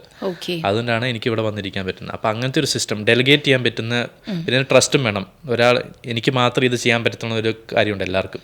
അയ്യോ ഞാനിത് ചെയ്താലേ ശരിയാകത്തുള്ളൂ, അങ്ങനത്തെ ഒരു എനിക്കും ഉണ്ടായിരുന്നു തുടക്കത്തിൽ. പക്ഷേ വേറെ ആൾക്ക് നമ്മളെപ്പോലെ തന്നെ ബുദ്ധിയുള്ളവരാണ് ബാക്കി എല്ലാവരും. അവരെ ഏൽപ്പിക്കുക, ട്രസ്റ്റ് ചെയ്യുക, വർക്കൗട്ടാന്ന് തന്നെ വേറെ ആളെ കണ്ടുപിടിക്കുക. അപ്പോൾ റീഇൻവെസ്റ്റ്മെൻറ്റും ഡെലിഗേഷനും വെച്ചിട്ട് മാത്രമേ നമുക്ക് ബിസിനസ് ഗ്രോ ചെയ്യാൻ പറ്റത്തുള്ളൂ. വേറൊരു ഔട്ട്സൈഡ് ഫണ്ടിങ് ഇല്ലെങ്കിൽ തീർച്ചയായിട്ടും പയ്യെ നമ്മൾ വരുന്ന കാശ് ബിസിനസ്സിലോട്ട് തന്നെ ഇട്ട് പയ്യെ വലുതാക്കുക. ഓക്കെ പതിയെ ഡെവലപ്പ് ചെയ്താൽ മതി. അപ്പം ഇൻവെസ്റ്റ്മെൻറ്റ് കാര്യം പറഞ്ഞല്ലോ. അപ്പോൾ എങ്ങനെയാണ് ജെയ്സിൻ്റെ ഒരു ഫിനാൻഷ്യൽ മാനേജ്മെൻറ്റ്? ഇപ്പോൾ ഈ പറഞ്ഞ പോലെ സാലറിയുടെ ആവും, ഇപ്പോൾ ഓൾറെഡി പറഞ്ഞു, എന്നാലും ഒന്ന് ഭയങ്കര സിമ്പിളായിട്ടൊന്ന് പറയുമോ എങ്ങനെയാണ് ഫിനാൻഷ്യൽ മാനേജ് ചെയ്യുന്നത്? ഈ പറഞ്ഞ പോലെ നമ്മളിപ്പം കോൺസ്റ്റൻ്റ് ആയിട്ട് ഒരു സാലറിയാണ് നമ്മൾ ആസ് എ ഡയറക്ടർ ഞങ്ങൾക്ക് സാലറി ഉണ്ട്, എനിക്കും ബ്രദറിനും. എൻ്റെ ഒരു തിയറി എന്ന് വെച്ച് കഴിഞ്ഞാൽ 3 കാര്യങ്ങളാണ് ഫിനാൻഷ്യലി ഞാൻ ഫോളോ ചെയ്യുന്നത്. ഒന്നെന്ന് വെച്ച് കഴിഞ്ഞാൽ കൺസിസ്റ്റൻസി, അതായത് കൺസിസ്റ്റൻ്റ് ആയിട്ട് ഒരു 1 ലക്ഷം രൂപയാണ് നമുക്ക് വരുന്നതെങ്കിൽ ഒരു എക്സ് എമൗണ്ട്. ഞാനൊക്കെ ആണെങ്കിൽ നല്ലൊരു ഒരു ഏകദേശം ഞാൻ മാരീഡ് അല്ലാത്തതുകൊണ്ട് എനിക്കൊരു 50-60% എനിക്ക് ഇൻവെസ്റ്റ് ചെയ്യാൻ പറ്റും. അപ്പോൾ കൺസിസ്റ്റൻ്റ്ലി എല്ലാ മാസവും 50% of my income I will put it somewhere like. അതിനെക്കുറിച്ച് പറയാം. പിന്നെ രണ്ടാമത്തേന്ന് വെച്ച് കഴിഞ്ഞാൽ കൺസിസ്റ്റൻസി ഒന്ന്, രണ്ടാമത്തത് ഡൈവേഴ്സിഫിക്കേഷൻ. ഡൈവേഴ്സിഫിക്കേഷൻ എന്ന് വെച്ച് കഴിഞ്ഞാൽ you don't put all the eggs in one basket, right? ഇപ്പം ഇപ്പോൾ എല്ലാവർക്കും ഇഷ്ടമുള്ളത് ഇക്വിറ്റിയാണ്. ഇത് ഫിനാൻഷ്യൽ അഡ്വൈസ് അല്ല, ഞാൻ ഫിനാൻഷ്യൽ അഡ്വൈസ് പറയാൻ എനിക്ക് ക്വാളിഫിക്കേഷൻ അല്ല, പക്ഷേ ഞാൻ പറയാം, എൻ്റെ എക്സ്പീരിയൻസ് നമുക്കതാ വേണ്ടത്. അതെ, അപ്പം എല്ലാ എഗ്ഗും ഒരു ബാസ്ക്കറ്റ് ഇട്ടാൽ തന്നെ പറ്റും, ആ ബാസ്ക്കറ്റ് മറിഞ്ഞു വീണാൽ എല്ലാം പോകും. അപ്പം ഞാനിപ്പോൾ എൻ്റെ ഒരു സർക്കിളിൽ കാണുന്നത് 100% ആൾക്കാർ സ്റ്റോക്സിൽ മാത്രമേ ഇൻവെസ്റ്റ് ചെയ്യത്തുള്ളൂ. അല്ലെങ്കിൽ 100% ആൾക്കാർ, കുറേ ആൾക്കാർ ഒരു സമയത്ത് ക്രിപ്റ്റോയിൽ മാത്രം ഇൻവെസ്റ്റ് ചെയ്ത് അത് മുഴുവൻ കാശും പോയി. അതിന് പകരം ഒരു മേ ബി ഒരു 50% മാത്രം സ്റ്റോക്കിൽ ഇക്വിറ്റീസിൽ ഇൻവെസ്റ്റ് ചെയ്യുക, ഒരു 20% ഗോൾഡ് ഇൻവെസ്റ്റ് ചെയ്യുക, ഒരു 15% ബോണ്ടിൽ ഇൻവെസ്റ്റ് ചെയ്യുക, ഒരു 5% ക്രിപ്റ്റോ കറൻസിയിൽ ഇൻവെസ്റ്റ് ചെയ്യുക, ബാക്കി അല്ലെങ്കിൽ ഒരു പെൻഷൻ PF പ്ലാൻ തുടങ്ങുക, റൈറ്റ്? അപ്പോൾ ഇപ്പം നമുക്ക് ഇക്വിറ്റി താന്നു പോകുമ്പോൾ ഗോൾഡ് പൊങ്ങി വരും, റൈറ്റ്? ഇപ്പം ഒരു FD, ഇപ്പോൾ എല്ലാവരും FD ഇഷ്ടമില്ല എന്ന് പറയുന്നുണ്ട്. ഒരു RD, ഒരു റിക്കറിങ് ഡെപ്പോസിറ്റ് ഉണ്ടെങ്കിൽ ഒരു അഡ്വാൻറ്റേജ് എന്ന് വെച്ച് കഴിഞ്ഞപ്പോൾ നമുക്കൊരു റിക്കറിങ് ആയിട്ടൊരു 5 ലക്ഷം രൂപ വരെ FDയിലായെന്ന് വെച്ചോ. പെട്ടെന്ന് നമുക്കൊരു അത്യാവശ്യം വന്നു, അല്ലെങ്കിൽ ഫോർ എക്സാമ്പിൾ നമുക്കൊരു കല്യാണം കഴിക്കണം, അപ്പം അതിൻ്റെ റെൻറ്റിന് തന്നെ 4 to 5 lakh rupees ആണെന്ന് വെച്ചോ. ആ ദിവസം ഇക്വിറ്റി മാർക്കറ്റ് ഡൗൺ ആയിക്കഴിഞ്ഞാൽ എൻ്റെ മുഴുവൻ ഇൻവെസ്റ്റ്മെൻറ്റ് ഇക്വിറ്റിയിലായിരുന്നെങ്കിൽ അല്ലെങ്കിൽ സ്റ്റോക്കിലായിരുന്നെങ്കിൽ എനിക്ക് വൻ നഷ്ടത്തിൽ എടുക്കേണ്ടി വരും, റൈറ്റ്? ഒരു 20% ഡൗൺ ആയിട്ടുള്ള ദിവസം എനിക്കത് സെല് ചെയ്യണമെങ്കിൽ ഭയങ്കര നഷ്ടത്തിൽ എടുക്കണം. പക്ഷേ ഒരു FD ഉണ്ടെങ്കിൽ എനിക്ക് പെട്ടെന്ന് ലിക്വിഡേറ്റ് ചെയ്യാൻ പറ്റും ഒരു നഷ്ടമില്ലാതെ. അപ്പോൾ അതൊക്കെയാണ് ഇതിൻ്റെ യൂസ് കേസസ്, ഡൈവേഴ്സിഫിക്കേഷൻ. പിന്നെ മൂന്നാമത്തെ ഡിസിപ്ലിൻ. എത്രയൊക്കെ പറഞ്ഞാലും നമ്മുടെ സാലറി ഇൻക്രീസ് ചെയ്യുന്നതനുസരിച്ച് നമ്മുടെ ലൈഫ് സ്റ്റൈൽ നമ്മൾ ഓട്ടോമാറ്റിക്കലി ഇൻക്രീസ് ചെയ്യും. പക്ഷേ അതിന് ലിമിറ്റ് വയ്ക്കുക.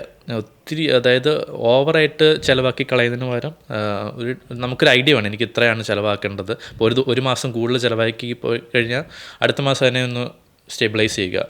അത് ഇപ്പോൾ ചിലവർ പറയും ഒരിക്കലും എക്സ്പെൻസ് നിങ്ങൾ കുറയ്ക്കല്, ഇൻകം കൂട്ടാൻ നോക്കാൻ പറ്റും. അത് പറയുമ്പോൾ നല്ല രസമാണ്, പക്ഷേ പ്രാക്ടിക്കലി വരുമ്പോൾ നിങ്ങൾ എക്സ്പെൻസും നിങ്ങളൊന്ന് കൺട്രോൾ ചെയ്യണം, റൈറ്റ്? പിന്നെ നിങ്ങൾക്കൊരു ഗോളും വേണം. അതായത് ഇപ്പോൾ എല്ലാവരും ഇങ്ങനെ സേവ് ചെയ്യണം, കാശുണ്ടാക്കണം, പക്ഷേ എന്താണ് നിങ്ങളുടെ ഗോളിൽ?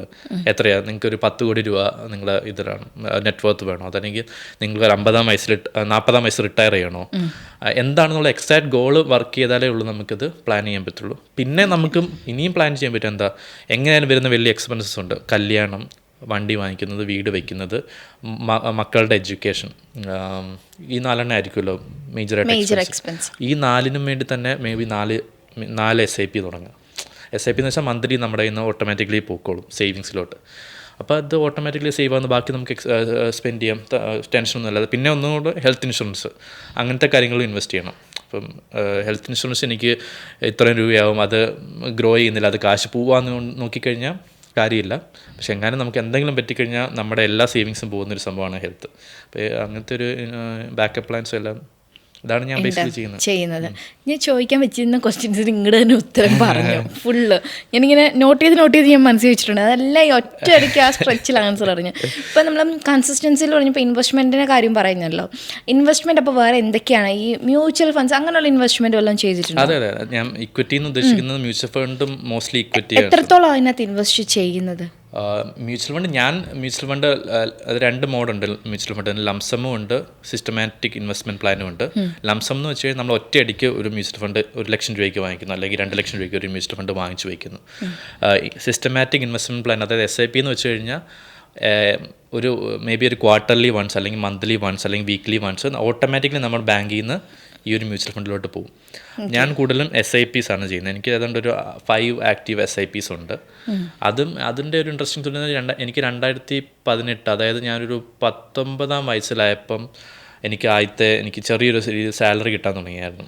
അതായത് ഞാൻ second year of college, first year കോളേജിൽ ഭയങ്കര ചെറിയ നോമിനൽ എനിക്ക് 5,000 റുപ്പീസ് ഞാനിങ്ങനെ ഇതിൽ നിന്ന് ചെറിയൊരു ബാക്കിയുള്ള റീഇൻവെസ്റ്റ് ചെയ്യുമായിരുന്നു. ചെറിയൊരു എമൗണ്ട് എടുക്കുന്നുണ്ടായിരുന്നു. അതിൻ്റെ ഒരു 2,000 റുപ്പീസിൻ്റെ SIP ഞാൻ തുടങ്ങിയായിരുന്നു അന്ന് 2017-18 ടൈമിൽ. അതിപ്പം ഒരു ഇരട്ടിയായി. അല്ല, 2,000 രൂപ ഇരട്ടിയായെന്നല്ല, ടോട്ടൽ എമൗണ്ട് ഇരട്ടിയായി. അതാണ് സ്റ്റാർട്ടിങ് ഏർലി എന്ന് പറയുന്നത്. ഇപ്പം കാണുന്നവരാരെങ്കിലും ഒരു 20 വയസ്സിന് താഴെയുള്ളവരോ അല്ലെങ്കിൽ 25 വയസ്സിന് താഴെയുള്ളവരാണെങ്കിൽ ഞാൻ എപ്പോഴും പറയുന്നത് നിങ്ങളുടെ ടൈമാണ് നിങ്ങളുടെ ഏറ്റവും വലിയ. എത്രയും പെട്ടെന്ന് നിങ്ങൾ മാർക്കറ്റ്സിൽ ഇൻവെസ്റ്റ് ചെയ്യാൻ പറ്റുമോ അത്രയും റിട്ടേൺസ് നിങ്ങൾക്ക് 45 വയസ്സിൽ ഈ പറഞ്ഞ ഞാനൊരു കാൽക്കുലേഷൻ നോക്കിയപ്പം നിങ്ങൾക്ക് 2,000 രൂപ പെർ മന്ത് SIPയിൽ ഇടാൻ പറ്റുവാണെങ്കിൽ യൂഷ്വലി മന്ത്ലി ഏതാണ്ട് 20% ഏതാണ്ട് ഉറപ്പായിട്ട് നിങ്ങൾക്ക് റിട്ടേൺ കിട്ടും. അത് നിങ്ങൾ 45 വയസ്സാകുമ്പോൾ ഏതാണ്ട് 2-3 കോടി രൂപ ആവുമെന്ന് എനിക്ക് തോന്നുന്നു. അത് ജസ്റ്റ് നിങ്ങൾ 2,000 രൂപ പെർ മന്ത് മാറ്റി വെച്ചാൽ നിങ്ങൾക്ക് 45 വയസ്സിൽ 3-4 കോടി രൂപ മുതലാളിയായിരിക്കാമല്ലേ? ഓക്കെ, അപ്പം അങ്ങനെ ഇൻവെസ്റ്റ്മെൻറ്റും ചെയ്യുന്നുണ്ട്. പിന്നെ ഇനി ഇതിനകത്ത് എന്തെങ്കിലും ഫിനാൻഷ്യലായിട്ട് വേറെ എന്തെങ്കിലും പരിപാടികൾ? ഇപ്പോൾ ഇൻഷുറൻസിൻ്റെ കാര്യം പറഞ്ഞു. ബാക്കി ഈ ഇപ്പോൾ ഒരു 100 രൂപ കിട്ടുമെന്ന് വിചാരിച്ചു. 100 രൂപ കിട്ടിക്കഴിഞ്ഞാൽ അത് എങ്ങനെയായിരിക്കും സ്പ്ലിറ്റ് ചെയ്ത് അതിനെ എക്സ്പെൻസ് ചെയ്യുന്നത്? ഇവിടെ ഞാൻ ഇൻവെസ്റ്റ്മെൻറ്റ് അഡ്വൈസർ അല്ല, എന്നാലും ഞാൻ എൻ്റെ അതെ പേഴ്സണലായിട്ട് പറഞ്ഞതാണ്. ഞാനതൊരു 60% സ്റ്റോക്കിൽ തന്നെ ഇൻവെസ്റ്റ് ചെയ്യും. കാരണം സ്റ്റോക്കാണ് ഇന്ത്യൻ സ്റ്റോക്ക് മാർക്കറ്റ് ഭയങ്കര ബുള്ളിഷ് ആയിട്ടുള്ള സ്റ്റോക്ക് മാർക്കറ്റാണ് എൻ്റെ വരും. കാരണം പൊട്ടൻഷ്യലുള്ള കൺട്രിയാണ്. 140 കോടി ആൾക്കാരുണ്ട്. ഇപ്പോഴും ആകെ 3% ആൾക്കാർ ഇൻകം ടാക്സ് അടയ്ക്കുന്നുള്ളൂ. അതായത് ഒത്തിരി ഗ്രോത്തിൽ പൊട്ടൻഷ്യലുള്ള ഒരു രാജ്യമാണ് ഇന്ത്യ. അതായത് ഇത്ര ആൾക്കാരുണ്ട്, പക്ഷേ ഇപ്പോഴും ഭയങ്കര ചെറിയൊരു മാർക്കറ്റാണ് കമ്പാരിറ്റീവ്ലി ആ സൈസ് ഓഫ് ദ കൺട്രി. സ്റ്റോക്കിൽ ഇൻവെസ്റ്റ് ചെയ്യുമെന്ന് പറഞ്ഞല്ലോ, സ്റ്റോക്കിലിടുമ്പോൾ എന്തായാലും അതിനകത്ത് റിസ്കി ആയിട്ടുള്ള ഒരു ഫാക്ടറും വരുന്നുണ്ട്. ചിലപ്പോൾ താഴോട്ട് പോകും, ചിലപ്പോൾ ഹൈക്ക് പോകും. അപ്പോൾ ഈ താഴോട്ടൊക്കെ പോകുമ്പോൾ എങ്ങനെ ഇമോഷൻസിനെയൊക്കെ കൺട്രോൾ ചെയ്ത് എങ്ങനെയാണ് അത് പോകുന്നത്? ഞാൻ നോക്കാറില്ല. എൻ്റെ പ്രിൻസിപ്പിൾ ഇതാണ്, ബൈ ആൻഡ് ഫോർഗെറ്റ് എന്ന്. അതായത് ആരും കുറേ പേര് അഗ്രി ചെയ്യത്തില്ല. വാരൻ ബഫറ്റിൻ്റെ തന്നെ തിയറിയാണ് ബൈ ആൻഡ്. ഇപ്പം നമുക്കൊരു ഐഡിയ ഉണ്ടല്ലോ, ഞാൻ പെന്നി സ്റ്റോക്സും അങ്ങനത്തെ ചെറിയ സ്റ്റോക്സ് ഒന്നും വാങ്ങിക്കത്തില്ല. നമുക്കൊരു ഐഡിയ ഉണ്ട്. മേ ബി ഫോർ എക്സാമ്പിൾ ഇപ്പോൾ ഇൻഡിഗോ എന്ന് പറഞ്ഞ ഫ്ലൈറ്റ്, ആ ഫ്ലൈറ്റാണ് ഏറ്റവും കൂടുതൽ നമ്പർ ഓഫ് ഫ്ലൈറ്റ്സ് ഉള്ളത്, എല്ലാ കണക്ടിവിറ്റി ഉള്ളത് ഇന്ത്യയിൽ. അപ്പം ഒബ്വിയസ്ലി ഇനി ആൾക്കാർ കൂടുതൽ ഫ്ലൈറ്റ്സ് കയറാൻ പോകുന്നേ ഉള്ളൂ ഇന്ത്യയിൽ. ആകെ ഏതാണ്ട് 6% ആൾക്കാരേ ഉള്ളൂ എല്ലാ വർഷവും ഇന്ത്യയിൽ ഫ്ലൈറ്റ്സ് ഉപയോഗിക്കുന്നത്. അതെങ്ങനെയാലും കൂടാനല്ലേ പോകത്തുള്ളൂ. അത്രയും കൂടാൻ ഈ 6 എന്നുള്ളത് 10 ആവും 20 ആവും. അപ്പോൾ എങ്ങനെയാലും അത് കൂടുന്നതനുസരിച്ച് ഈ ഇൻഡിഗോ എന്ന് പറഞ്ഞ കമ്പനി കൂടുതൽ റവന്യൂ കിട്ടും, കൂടുതൽ പ്രോഫിറ്റ്സ് കിട്ടാൻ ചാൻസ് ഉണ്ട്. കാരണം അവരാണ് മാർക്കറ്റ് ലീഡർ. അപ്പം അങ്ങനത്തെ ഒരു സ്റ്റോക്ക് പെട്ടെന്ന് പൊട്ടിപ്പോകാനും ചാൻസ് ഭയങ്കര കുറവാണ്, അത്രയും വലിയൊരു കമ്പനി. അപ്പോൾ അങ്ങനത്തെ ഒരു സ്റ്റോക്ക് വാങ്ങിച്ചിടുന്നു, ഫോർഗെറ്റ് ഇറ്റ്. അങ്ങനത്തെ സ്റ്റേബിൾ ആയിട്ടുള്ള വലിയ ബ്ലൂ ചിപ്പ് അല്ലെങ്കിൽ നല്ല ആ മേക്ക് സെൻസ് ചെയ്യുന്നൊരു, അതിൻ്റെ ഇച്ചിരി ആസ്പെക്ട്സ് ഒക്കെ ഉണ്ട്, PE റേഷ്യോ അങ്ങനെയൊക്കെ, അതൊക്കെ വേണമെങ്കിൽ നോക്കാം. അല്ലെങ്കിൽ ഈ പോലെ ടാറ്റ പോലത്തെ, റിലയൻസ് പോലത്തെ സ്റ്റോക്കൊക്കെ എങ്ങനെയായാലും ബ്ലൂ ചിപ്പാണ്, പെട്ടെന്ന് ഇടിഞ്ഞു പോകത്തൊന്നുമില്ല. അങ്ങനത്തെ വെച്ച് കഴിഞ്ഞാൽ നിങ്ങൾക്ക് എങ്ങനെയായാലും buy and forget it. Like എൻ്റെ ഒരു പോളിസി എന്ന് വെച്ചാൽ ഞാൻ I'm buying stock now and I'm trying to sell it after 10 years, അല്ലെങ്കിൽ ഒരു 20 years, അല്ലെങ്കിൽ 40 വയസ്സാകുമ്പോൾ എനിക്ക് വിറ്റാൽ മതി. അപ്പോൾ എനിക്ക് റിട്ടയർ ചെയ്യാം. അങ്ങനെ ഒരു പ്ലാൻഡാണ്, പക്ക ഒരു പ്ലാൻഡാണ്. ഓക്കെ, എന്താ പറയുക, ഒരുപാട് ബിസിനസ്സുകാർ ഇപ്പോൾ ഭയങ്കര ഇതേപോലെ കഷ്ടപ്പെട്ട് വന്ന് എക്സ്പീരിയൻസ് ആയിട്ട് അവരുടെ ഒരു 30 അല്ലെങ്കിൽ 40 ഏജിലായിരിക്കും ഒരു സക്സസ് ഓൺട്രപ്രണേഴ്സായി മാറുന്നത്. ചെറിയ പ്രായത്തിൽ തന്നെ ഒരു സക്സസ് ഓൺട്രപ്രണറിലായപ്പം എന്നാലും അത്യാവശ്യം നല്ലൊരു ടേൺ ഓവർ ഇല്ലേ? സത്യം പറ, ഉണ്ട്. ഒരു നല്ലൊരു ടേൺ ഓവറിലൂടെയാണല്ലോ ഇപ്പോൾ കടന്നു പോകുന്നത്. അപ്പോൾ ഈ ഒരു ഫ്ലോയിലോട്ട് എത്തിയപ്പം എന്തൊക്കെയായിരുന്നു ഫേസ് ചെയ്യേണ്ട വന്ന ക്രൈസിസും എന്തൊക്കെ സ്ട്രഗിൾസ് ഫേസ് ചെയ്യേണ്ടതായിട്ട് വന്നായിരുന്നു? ഡെയിലി ലൈക്ക് ഇപ്പം പ്രത്യേകിച്ച് കേരളത്തിൽ എന്ന് വെച്ച് കഴിഞ്ഞാൽ പ്രശ്നം വെച്ച് കഴിഞ്ഞാൽ ഈ ഒരു ഏജ് ഗ്രൂപ്പിൽ ഞാൻ ഒരാളോട് ബിസിനസ് ചെയ്യാമെന്ന് പറയുമ്പോൾ തന്നെ അവർക്ക് കൺഫ്യൂസിങ് ആണ്. ലൈക്ക് സാധാരണ ഈ പ്രായത്തിൽ ഒന്നെങ്കിൽ ട്രെൻഡ് എന്ന് വെച്ച് കഴിഞ്ഞാൽ കാനഡയിൽ പോവുക, വെളിയിലോട്ട് പോവുക, അല്ലെങ്കിൽ PSC കോച്ചിങ് അല്ലെങ്കിൽ ബാങ്കിങ്, ഇങ്ങനത്തെ പരിപാടികളുണ്ട്. ബിസിനസ് എന്ന് പറഞ്ഞപ്പം ആസ് എ സൊസൈറ്റി കേരളത്തിൽ ബിസിനസ് ഈസ് നോട്ട് ആക്സെപ്റ്റഡ്. ഇപ്പോൾ ഫോർ എക്സാമ്പിൾ നേരെ തിരിച്ച് ഇപ്പോൾ ഗുജറാത്തിലോ മഹാരാഷ്ട്രയിലൊക്കെ ആണെങ്കിൽ ബിസിനസ്സാണ് ഏറ്റവും പ്രയോറിറ്റി. ഇവിടെ എന്ന് വെച്ച് കഴിഞ്ഞാൽ ഗവൺമെൻറ് ജോലിയാണ് അതിലും ഒരു സോഷ്യൽ വാല്യൂ നോക്കുമ്പോൾ ഗവൺമെൻറ് ജോലിക്കാണ് ഭയങ്കര വാല്യൂ. മേ ബി ഗുജറാത്ത് പോലത്തെ ബിസിനസ് ഓറിയൻറ്റഡ് ആയിട്ടുള്ള സൊസൈറ്റിയിലാണെങ്കിൽ ഭയങ്കര മാർവാടികളൊക്കെ ഉള്ള സൊസൈറ്റിയിൽ എല്ലാവരും ബിസിനസ്സിനെയാണ് പ്രയോറിറ്റി ചെയ്യുന്നത്. അപ്പം നമ്മൾ കേരളത്തിലായതുകൊണ്ട് ബിസിനസ് എന്ന് പറയുമ്പോൾ എല്ലാവർക്കും ഒരു എന്താ ചെയ്യുന്നത്, ഇവരെന്താ ചെയ്യുന്നത്, അങ്ങനത്തെ ഒരു ഇതാണ്. പിന്നെ നമുക്കൊരിക്കലും അവർക്കൊരു അറിവില്ല. ഇല്ല. ബിസിനസ് ചിലപ്പോൾ എല്ലാവരുടെയും മനസ്സിലൊരു കട എന്നുള്ള ഒരു ബിസിനസ് എന്ന് പറയുമ്പോൾ തന്നെ ഇപ്പം നമ്മുടെ ഒരു 50 വയസ്സുള്ള ഒരാളോട് ചോദിച്ചു കഴിഞ്ഞാൽ ബിസിനസ് എന്ന് വെച്ചാൽ എന്താണെന്ന് വെച്ചാൽ ഒരു കട ട്രേഡിംഗ് എന്നാണ്. അത് ബേസിക്കലി ഒരു സൂപ്പർ മാർക്കറ്റ് അല്ലെങ്കിൽ അങ്ങനത്തെയൊക്കെ ഉള്ളൂ. വേറെ ബിസിനസ്സുകളെ കുറിച്ചൊക്കെ ഐഡിയാസ് കുറവാണ്. ഇപ്പം മാറി വരുന്നുണ്ടായിരിക്കും കാര്യം. അപ്പോൾ അതാണൊരു ചാലഞ്ച്. അതായത് സോഷ്യലി നമ്മൾ പറയുമ്പം അങ്ങനെ അക്സെപ്റ്റൻസ് കിട്ടണമെന്നില്ല. പിന്നെ നമുക്ക് നമ്മുടെ പ്രായത്തിലുള്ള വേറെ അങ്ങനെ ബിസിനസ് ആൾക്കാരൊന്നുമില്ല. ഇപ്പോൾ എൻ്റെ കൂടെ പഠിച്ച എല്ലാവരും ജോലി തന്നെ ചെയ്യുന്നത്. നല്ല ജോലിയാണ്, പക്ഷേ അങ്ങനെ നമുക്ക് ഞാനിത് ചെയ്തു അങ്ങനെ ഡിസ്കസ് ചെയ്യാനായിട്ടുള്ള ആൾക്കാർ കുറവാണ്. പിന്നെ ഉള്ളത് എപ്പോഴും ബിസിനസ് ആൾക്കാർ at the end of the day we are always, ഞങ്ങളുടെ personal aim is to give salary on time. Like 1-ാം തീയതി no matter whatever happens, given that public holiday ഒന്നും അല്ലെങ്കിൽ സാലറി കൊടുക്കുക എന്നുള്ളതാണ്. അപ്പോൾ 55 പേരുണ്ട്, 55 പേരുടെ സാലറി എന്ന് പറയുമ്പോൾ നല്ലൊരു എമൗണ്ട് വരും. അപ്പം അതെങ്ങനെയെങ്കിലും ഫസ്റ്റ് പ്രയോറിറ്റി ഞാനും എൻ്റെ ബ്രദറും എപ്പോഴും കീപ്പ് ചെയ്യുന്നതെന്ന് വെച്ച് കഴിഞ്ഞാൽ 1-ാം തീയതി കറക്റ്റ് സമയത്ത് എല്ലാവർക്കും സാലറി കൊടുക്കണം. അത് കൊടുക്കുക. അത് കഴിഞ്ഞിട്ട് ഞങ്ങളുടെ സാലറി അല്ലെങ്കിൽ എന്താണെന്ന് വെച്ച് കഴിഞ്ഞാൽ അത് ഞങ്ങൾക്ക് കീപ്പ് ചെയ്യാൻ പറ്റുള്ളൂ. ഇപ്പം ഞങ്ങളുടെ ടീമോട് ചോദിച്ചാലും ഇതുവരെയായിട്ടും സാലറി കൊടുക്കാതിരുന്നിട്ടില്ല. റൈറ്റ്. അപ്പം അതിൻ്റെ ഒരു ടെൻഷനുണ്ട്, സാലറി കൊടുക്കുക എന്നുള്ളൊരു ടെൻഷൻ ഉണ്ട്. പിന്നെ ബിസിനസ്സിന് ഗ്രോത്ത്. ഇപ്പം നമ്മൾ കുറേ കാര്യം പ്ലാൻ ചെയ്യും ഫിനാൻഷ്യലി ഇങ്ങനെ പോവുകയാണെങ്കിൽ. പക്ഷേ അതിൻ്റെ അകത്ത് കുറേ ഫാക്ടേഴ്സ് ഉണ്ട്. ചിലപ്പോൾ അറിയാതെ ഒരു ക്ലയൻറ്റ് നമ്മുടെ ഫോൾട്ട് അല്ലാതെ ഒരു ക്ലയൻറ്റ് നമ്മുടെ കയ്യിൽ നിന്ന് പോവും. അപ്പോൾ അത്രയും എമൗണ്ട് നമ്മുടെ ടേൺ ഓവറിൽ നിന്ന് കുറയും. അപ്പോൾ നമുക്ക് വേറൊരു പുതിയ ആളെ ഹയർ ചെയ്യാൻ പറ്റത്തില്ല, അല്ലെങ്കിൽ ഒരു ഇൻക്രിമെൻറ്റ് കൊടുക്കാൻ പറ്റത്തില്ല. അങ്ങനെ നമുക്ക് കൊടുക്കണം. എല്ലാവർക്കും ഞങ്ങളുടെ ആഗ്രഹം ഏറ്റവും കൂടുതൽ സാലറി കൊടുക്കുക, ഏറ്റവും കൂടുതൽ കൊടുക്കുക. പക്ഷേ ഒരു ഇതുണ്ടല്ലോ, നമുക്കൊരു ക്യാപ്പുണ്ട്. അപ്പോൾ അതിൽ നമ്മൾ അൺപ്രഡിക്റ്റബിലിറ്റി ഉണ്ട് ഒത്തിരി. പിന്നെ എംപ്ലോയി മാനേജ്മെൻറ്റ്, ഓരോ ആൾക്കാർക്കും ഓരോ കംപ്ലയിൻ്റാണ്, ഓരോ ഇതാണ്. 55 പേരാണെങ്കിൽ 55 പേർക്ക് 55 ഡിഫറെൻറ്റ് POV പെർസ്പെക്റ്റീവാണ്. അവരെ എല്ലാവരും ഒരുമിച്ച് നിർത്തണം, അവരുടെ ആവശ്യങ്ങൾ ചെയ്യണം. എംപ്ലോയീസ് ഇപ്പോഴത്തെ ഈ കാലത്തൊട്ടും മേ ബി മോസ്റ്റ്ലി പണ്ട് നമ്മുടെ പേരൻസിൻ്റെ ജനറേഷൻ എന്ന് വെച്ച് കഴിഞ്ഞാൽ ഒരു കമ്പനി ജോലി ചെയ്ത് കഴിഞ്ഞാൽ അവർ മേ ബി റിട്ടയർ ചെയ്യുന്നവർ ആ കമ്പനിയിലായിരിക്കും ജോലി ചെയ്യുന്നത്. നിങ്ങൾ ചെക്ക് ചെയ്താൽ അറിയാൻ പറ്റും. അങ്ങനെ ജോലി മാറുന്നൊരു ട്രെൻഡൊന്നും ഇപ്പം എന്ന് വെച്ചാൽ ഇപ്പോൾ എല്ലാവരുടെയും റെസ്യൂമേ നോക്കുമ്പം 1 വർഷം കഴിഞ്ഞിട്ട് വേറെ ജോലി, ഒരു 3 മാസം കഴിയുമ്പോൾ വേറെ ജോലി, 2 വർഷം കഴിയുമ്പോൾ ചെയ്യണം. ഓരോ പ്രാവശ്യം ജോലി ചെയ്യുമ്പോൾ ചിലപ്പം ഹൈക്ക് കിട്ടും. അപ്പം ഒത്തിരി ലോയാലിറ്റി നമുക്ക് പ്രതീക്ഷിക്കാൻ പറ്റത്തില്ല.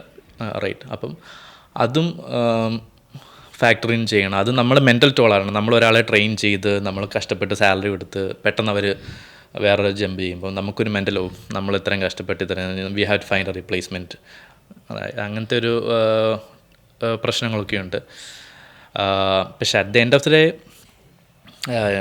ഇതാണ് എൻജോയ് ചെയ്യുന്നത്. ലൈക്ക് ഡെയിലി ചാലഞ്ചസ്, ഓഫീസിൽ ചെല്ലുമ്പോൾ തന്നെ ഒത്തിരി HR related challenges, client related challenges, even ചെറിയ ചാലഞ്ചസ് ഒക്കെ. ഇപ്പോൾ ചില ദിവസം വൈഫൈ വർക്ക് ചെയ്യണമെന്നില്ല, 2 വൈഫൈ എടുത്തിട്ടുണ്ടെങ്കിൽ 2 ഡൗൺ ആവും. ചിലപ്പം ഇന്ന് രാവിലെ എന്ന് വെച്ച് കഴിഞ്ഞാൽ ഫിംഗർ പ്രിൻറ്റിൻ്റെ മെഷീൻ കയറണമെങ്കിൽ ഫിംഗർ പ്രിൻ്റ് എടുത്താലല്ലോ അൺലോക്ക് ചെയ്തിട്ടുള്ളൂ. ആ മെഷീൻ കേടായിപ്പോയി, അപ്പോൾ ആർക്കും കയറാൻ പറ്റുന്നില്ല. അപ്പോൾ അങ്ങനത്തെ ചാലഞ്ചസ്.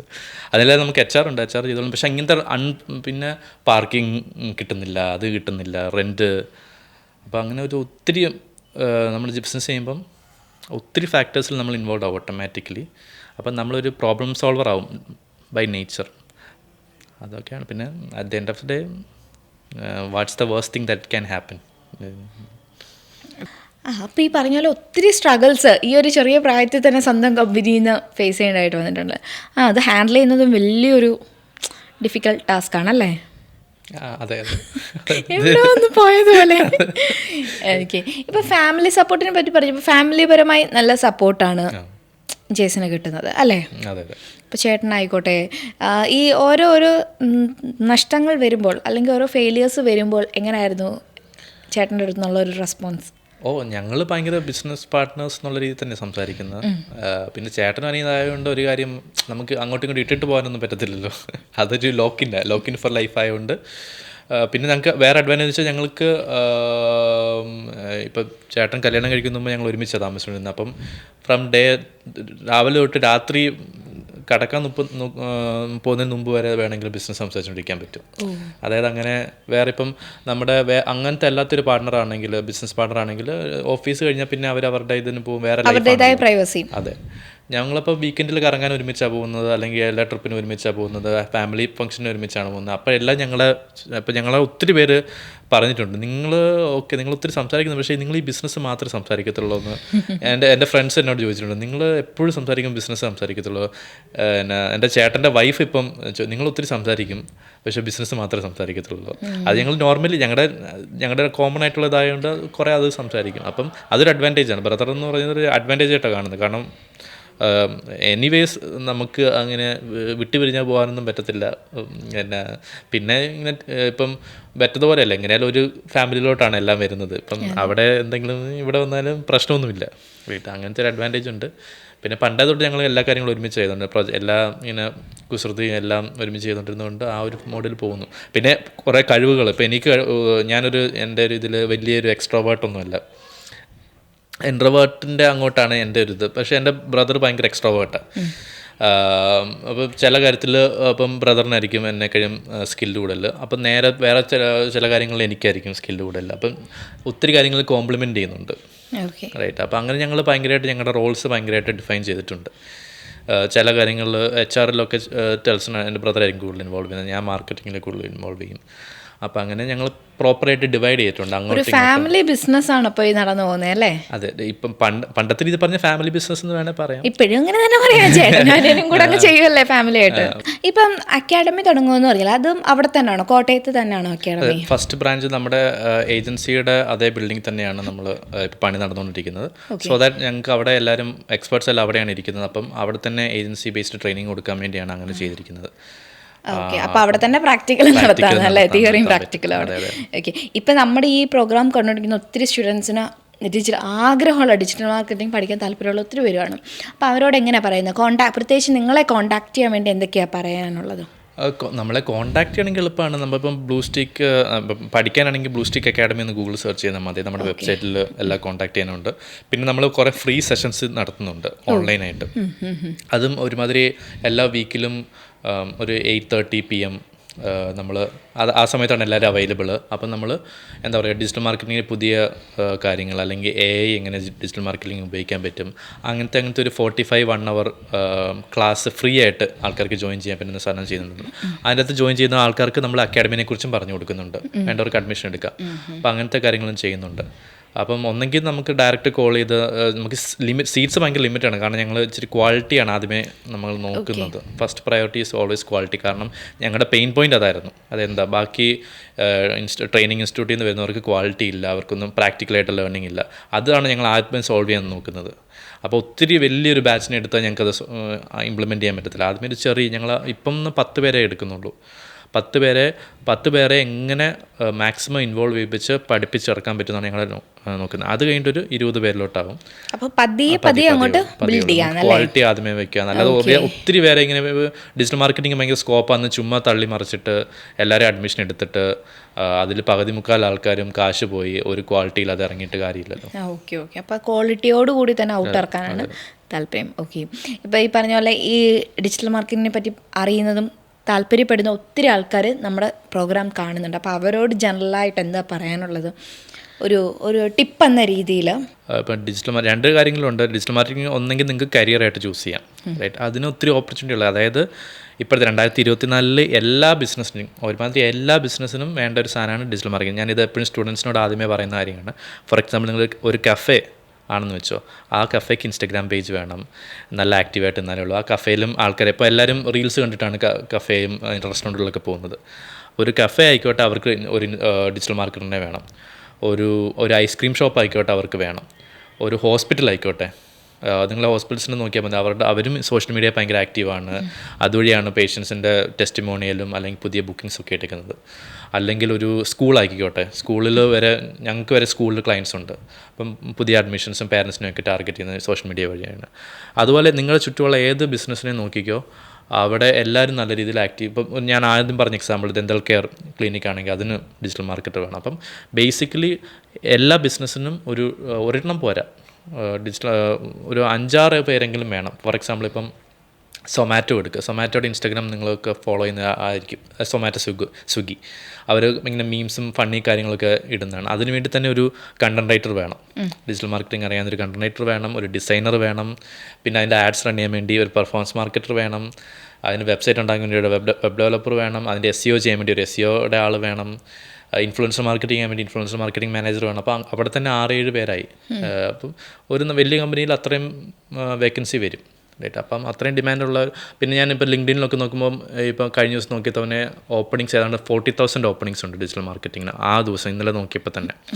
അപ്പോൾ അത്രയും ഡിമാൻഡുള്ളൊരു ഏരിയയാണ്. പക്ഷേ നിങ്ങൾക്ക് ജെന്യുവൻലി മാർക്കറ്റിംഗ് എന്ന് പറയുന്ന ഫീൽഡ് ഇഷ്ടമുണ്ടെങ്കിലേ ഉള്ളൂ ഡിജിറ്റൽ മാർക്കറ്റിങ്ങിൽ സക്സസ് ആകാൻ പറ്റത്തുള്ളൂ. അല്ലാതെ സ്കോപ്പ് ഉണ്ടെന്ന് പറഞ്ഞുകൊണ്ട് ഡിജിറ്റൽ മാർക്കറ്റിംഗ് പഠിക്കാൻ വന്നാൽ നിങ്ങൾക്ക് ഒരു ജനറലി ഒരു മാർക്കറ്റിങ്ങിനോട് താല്പര്യമില്ലാത്ത ഒരാൾ, അല്ലെങ്കിൽ നമ്പേഴ്സൊക്കെ നോക്കി അനലൈസ് ചെയ്ത് ഏതാ വർക്ക് ചെയ്യുന്നത് ഏതാ വർക്ക് ചെയ്യാത്ത ആൾക്കാരുടെ സൈക്കോളജി ഇങ്ങനത്തെ കാര്യങ്ങളൊന്നും ഇഷ്ടമില്ലാത്ത ആൾക്കാർക്ക് ഒരിക്കലും ഡിജിറ്റൽ മാർക്കറ്റിംഗ് ഇഷ്ടമാവത്തില്ല. അല്ലാതെ ഇതിന് സ്കോപ്പ് ഉണ്ടെന്ന് പറഞ്ഞ് പഠിക്കാൻ വന്നിട്ട് കാര്യമില്ല. ഇത് ഇംപ്ലിമെൻറ്റ് ചെയ്യാൻ നിങ്ങൾക്ക് ആദ്യത്തെ ജോലി കിട്ടുമായിരിക്കും, അത് കഴിഞ്ഞിട്ട് പിന്നെ നിങ്ങൾക്ക് ജോലി കിട്ടത്തില്ല. കാരണം നിങ്ങൾക്ക് അതിനുള്ള എക്സ്പീരിയൻസ് നിങ്ങൾ തന്നെ കിട്ടത്തില്ല. രണ്ടാമത്തത് തന്നെ ബിസിനസ്. അപ്പം ഒരു ബിസിനസ്സുകാരന് ഡിജിറ്റൽ മാർക്കറ്റിംഗ് അറിയാമെങ്കിൽ ഒരു ആഡഡ് ബെനിഫിറ്റാണ്. ഇപ്പം ഞാനൊരു ദന്തിസ്റ്റാണ്, എനിക്കൊരു ബേസിക് ഡിജിറ്റൽ മാർക്കറ്റിംഗ് അറിയാമെങ്കിൽ ആദ്യമേ ഞാൻ തുടങ്ങുമ്പോൾ തന്നെ എനിക്കൊരു വലിയൊരു ഏജൻസീനെയോ അല്ലെങ്കിൽ ആരെയൊന്നും ഹയർ ചെയ്യാൻ പറ്റത്തില്ല. അപ്പം അതിന് പകരം എനിക്ക് തന്നെ ഞാൻ ഒരു ക്ലിനിക്ക് സ്റ്റാർട്ട് ചെയ്തു. അവിടെ എനിക്ക് തന്നെ ഫേസ്ബുക്ക് ആഡ്സ് റൺ ചെയ്യാൻ അറിയാമെങ്കിലോ, അത് വലിയ റോക്കറ്റ് സയൻസ് ഒന്നുമല്ല, ബേസിക് ആയിട്ട് അറിയാമെങ്കിൽ എനിക്കത് ചെയ്ത് നോക്കാം. എനിക്ക് ചെറിയൊരു SEO എനിക്ക് തന്നെ ചെയ്യാൻ പറ്റുവാണെങ്കിൽ ചെയ്ത് നോക്കാം. അപ്പം സ്മോൾ സ്കെയിൽ ബിസിനസ് തുടങ്ങുന്ന ആൾക്കാർക്കും ഇതിനെക്കുറിച്ച് അറിയുന്നത് നല്ലതാണ്. പിന്നെ ഫ്യൂച്ചറിൽ നിങ്ങൾക്ക് ആരെ ഹയർ ചെയ്യണം എന്താണെന്നുള്ളൊരു ക്ലാരിറ്റി ഉള്ളത് നല്ലതായിരിക്കും. അപ്പം ഈ 2 കരിയറിനും നല്ലതാണ്, ബിസിനസ് ചെയ്യുന്നവർക്കും നല്ലതാണ്. പിന്നെ ഒത്തിരി ഇപ്പോഴും കേരളത്തിലോ അല്ലെങ്കിൽ ഇന്ത്യയിലോ ഒത്തിരി പേരും നല്ല ബിസിനസ്സുകൾ ഇതുവരെയായിട്ടും ഡിജിറ്റൽ മാർക്കറ്റിലോട്ട് ഇറങ്ങാത്തവരുണ്ട്. അവർ ഇപ്പം കസ്റ്റമേഴ്സ് ഉണ്ടായിരിക്കും, അതുകൊണ്ടായിരിക്കും ഇറങ്ങാത്തത്. പക്ഷേ ഫ്യൂച്ചർ ഞാൻ ഒത്തിരി കണ്ടിട്ടുണ്ട്. ഇപ്പോൾ ഫോർ എക്സാമ്പിൾ സൈലം ഒരു പുതിയ എന്താ പറയുക വെഞ്ചറാണ്. അവർ ഫുള്ളി ഡിജിറ്റൽ മാർക്കറ്റിംഗിൽ ഇതിലാണ് ഇൻവെസ്റ്റ് ചെയ്തിരിക്കുന്നത്. തുടങ്ങിയത് തന്നെ ഓൺലൈൻ പ്ലാറ്റ്ഫോം വഴിയാണ് വന്നിരിക്കുന്നത്. ഓൺലൈനായിട്ട് പഠിക്കാം, നീറ്റും ഇതെല്ലാം പഠിക്കാൻ പറ്റും. ആ സൈലം അപ്പം പഴയ കുറേ ട്രഡീഷണൽ പ്ലെയേഴ്സ് ഉണ്ട്, അവരെ ഡിസ്റപ്റ്റ് ചെയ്തിട്ടുണ്ട്.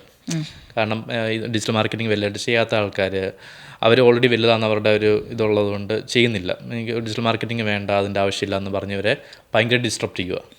അതാണ് സംഭവിക്കാൻ പോകുന്നത്. നിങ്ങൾക്ക് ഇപ്പം ബിസിനസ് കാണുമായിരിക്കും, അതുകൊണ്ട് നിങ്ങൾ ഡിജിറ്റൽ മാർക്കറ്റിംഗ് ഒന്നും വേണ്ടെന്ന് പറഞ്ഞിരിക്കുന്നവരെ ഒരു 5 വർഷം കഴിയുമ്പോൾ പുതിയ പയ്യന്മാർ വന്ന് ടേക്ക് ഓവർ ചെയ്യും. ഇനിയിപ്പം നമ്മൾ ആസ് ആൻ ഓൺട്രപ്രണർ എന്ന രീതിയിൽ എന്താ നമ്മുടെ വ്യൂവേഴ്സിനോട് പറയാനുള്ളത്? ആസ് ആൻ ഓൺട്രപ്രണർ എന്ന് പറയാനുള്ളത്, നിങ്ങൾക്ക് ഓൺട്രപ്രണർഷിപ്പ് ക്വിക്ക് മണി, അപ്പോൾ ഇതാണ് വേറൊരു പ്രശ്നമുള്ളത് ഇപ്പം കാണുന്നത്. എനിക്കൊന്ന് ഒത്തിരി സോഷ്യൽ മീഡിയ ഇൻഫ്ലുവൻസേഴ്സ് ഉണ്ട്, ഒത്തിരി, ഞാൻ പേര് പറയുന്നില്ല, വെളിയിലൊക്കെയുള്ള ഇൻഫ്ലുവൻസേഴ്സ് ഉണ്ട്. അപ്പോൾ അവരെ ഒത്തിരി പേര് ഫോളോ ചെയ്യുന്നുണ്ട്, യങ്സ്റ്റേഴ്സ് ഭയങ്കര. ഞാൻ ഈയിടെയായിട്ട് കാണുന്ന ഒരു +2 പഠിക്കുന്ന അല്ലെങ്കിൽ ഫസ്റ്റ് ഇയർ ഓഫ് കോളേജിലുള്ളവർ, ഇവരെ ഇൻഫ്ലുവൻസ് ചെയ്യുന്ന ഒരു വലിയ ഇൻഫ്ലുവൻസേഴ്സ് ഉണ്ട്. ആ ഇൻഫ്ലുവൻസേഴ്സ് പറയുന്നതെന്ന് വെച്ച് കഴിഞ്ഞാൽ പെട്ടെന്ന് നിങ്ങൾക്ക് കാശ് ഉണ്ടാക്കാൻ പറ്റും ഇത് ചെയ്ത് കഴിഞ്ഞാൽ. ക്രിപ്റ്റോ ട്രേഡിംഗ് ചെയ്താൽ നിങ്ങൾക്ക് പെട്ടെന്ന് ചെയ്യാൻ പറ്റും. അല്ലെങ്കിൽ സോഷ്യൽ മീഡിയ മാർക്കറ്റിംഗ് ഏജൻസി തുടങ്ങിയാൽ നിങ്ങൾക്ക് പെട്ടെന്ന് കാശ് ഉണ്ടാക്കാൻ പറ്റും. നിങ്ങൾ ബാക്കിയൊന്നും ചെയ്യേണ്ട, നിങ്ങൾ ജോലിയൊന്നും ചെയ്യേണ്ട, ബിസിനസ് തന്നെ ചെയ്താൽ നിങ്ങൾ കൂളാണ്, നിങ്ങൾക്ക് പെട്ടെന്ന് ബുഗാട്ടി വാങ്ങിക്കാം അല്ലെങ്കിൽ ഇത് വാങ്ങിക്കാം എന്നൊക്കെ. പക്ഷേ അത്രയും അവർക്ക് വേറെ ലക്ഷ്യങ്ങളുണ്ട്.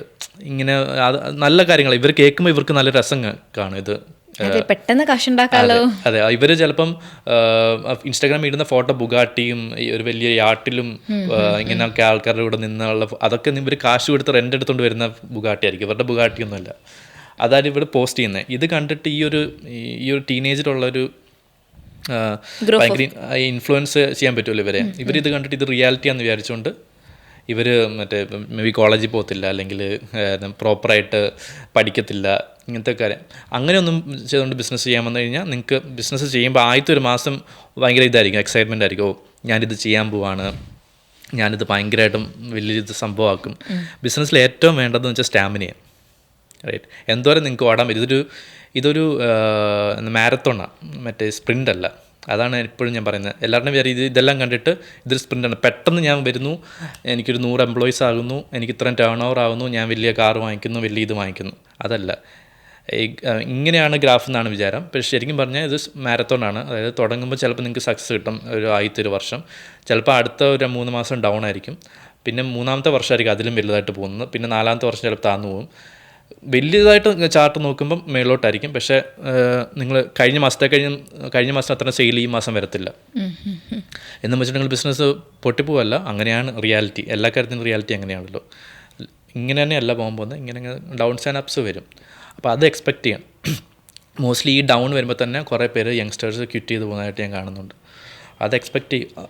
സ്ലോ ആയിട്ടുള്ള ഗ്രോത്തിൽ ആണ് എനിക്ക് വിശ്വാസമുള്ളത്. സ്ലോ ആൻഡ് സസ്റ്റെയിൻ അല്ലേ?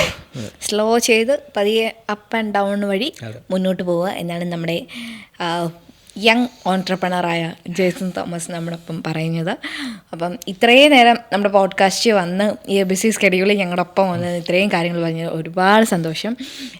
ഈ ബ്ലൂ സ്റ്റിക്ക് വലിയൊരു സക്സസ്സിലോട്ട് എത്തട്ടെ. ഇപ്പോൾ 55 എന്നുള്ളത് അതിൻ്റെ ഇരട്ടി ആവട്ടെ എന്ന് ആത്മാർത്ഥമായിട്ട് ഞങ്ങൾ എല്ലാവരും ആശംസിക്കുന്നു.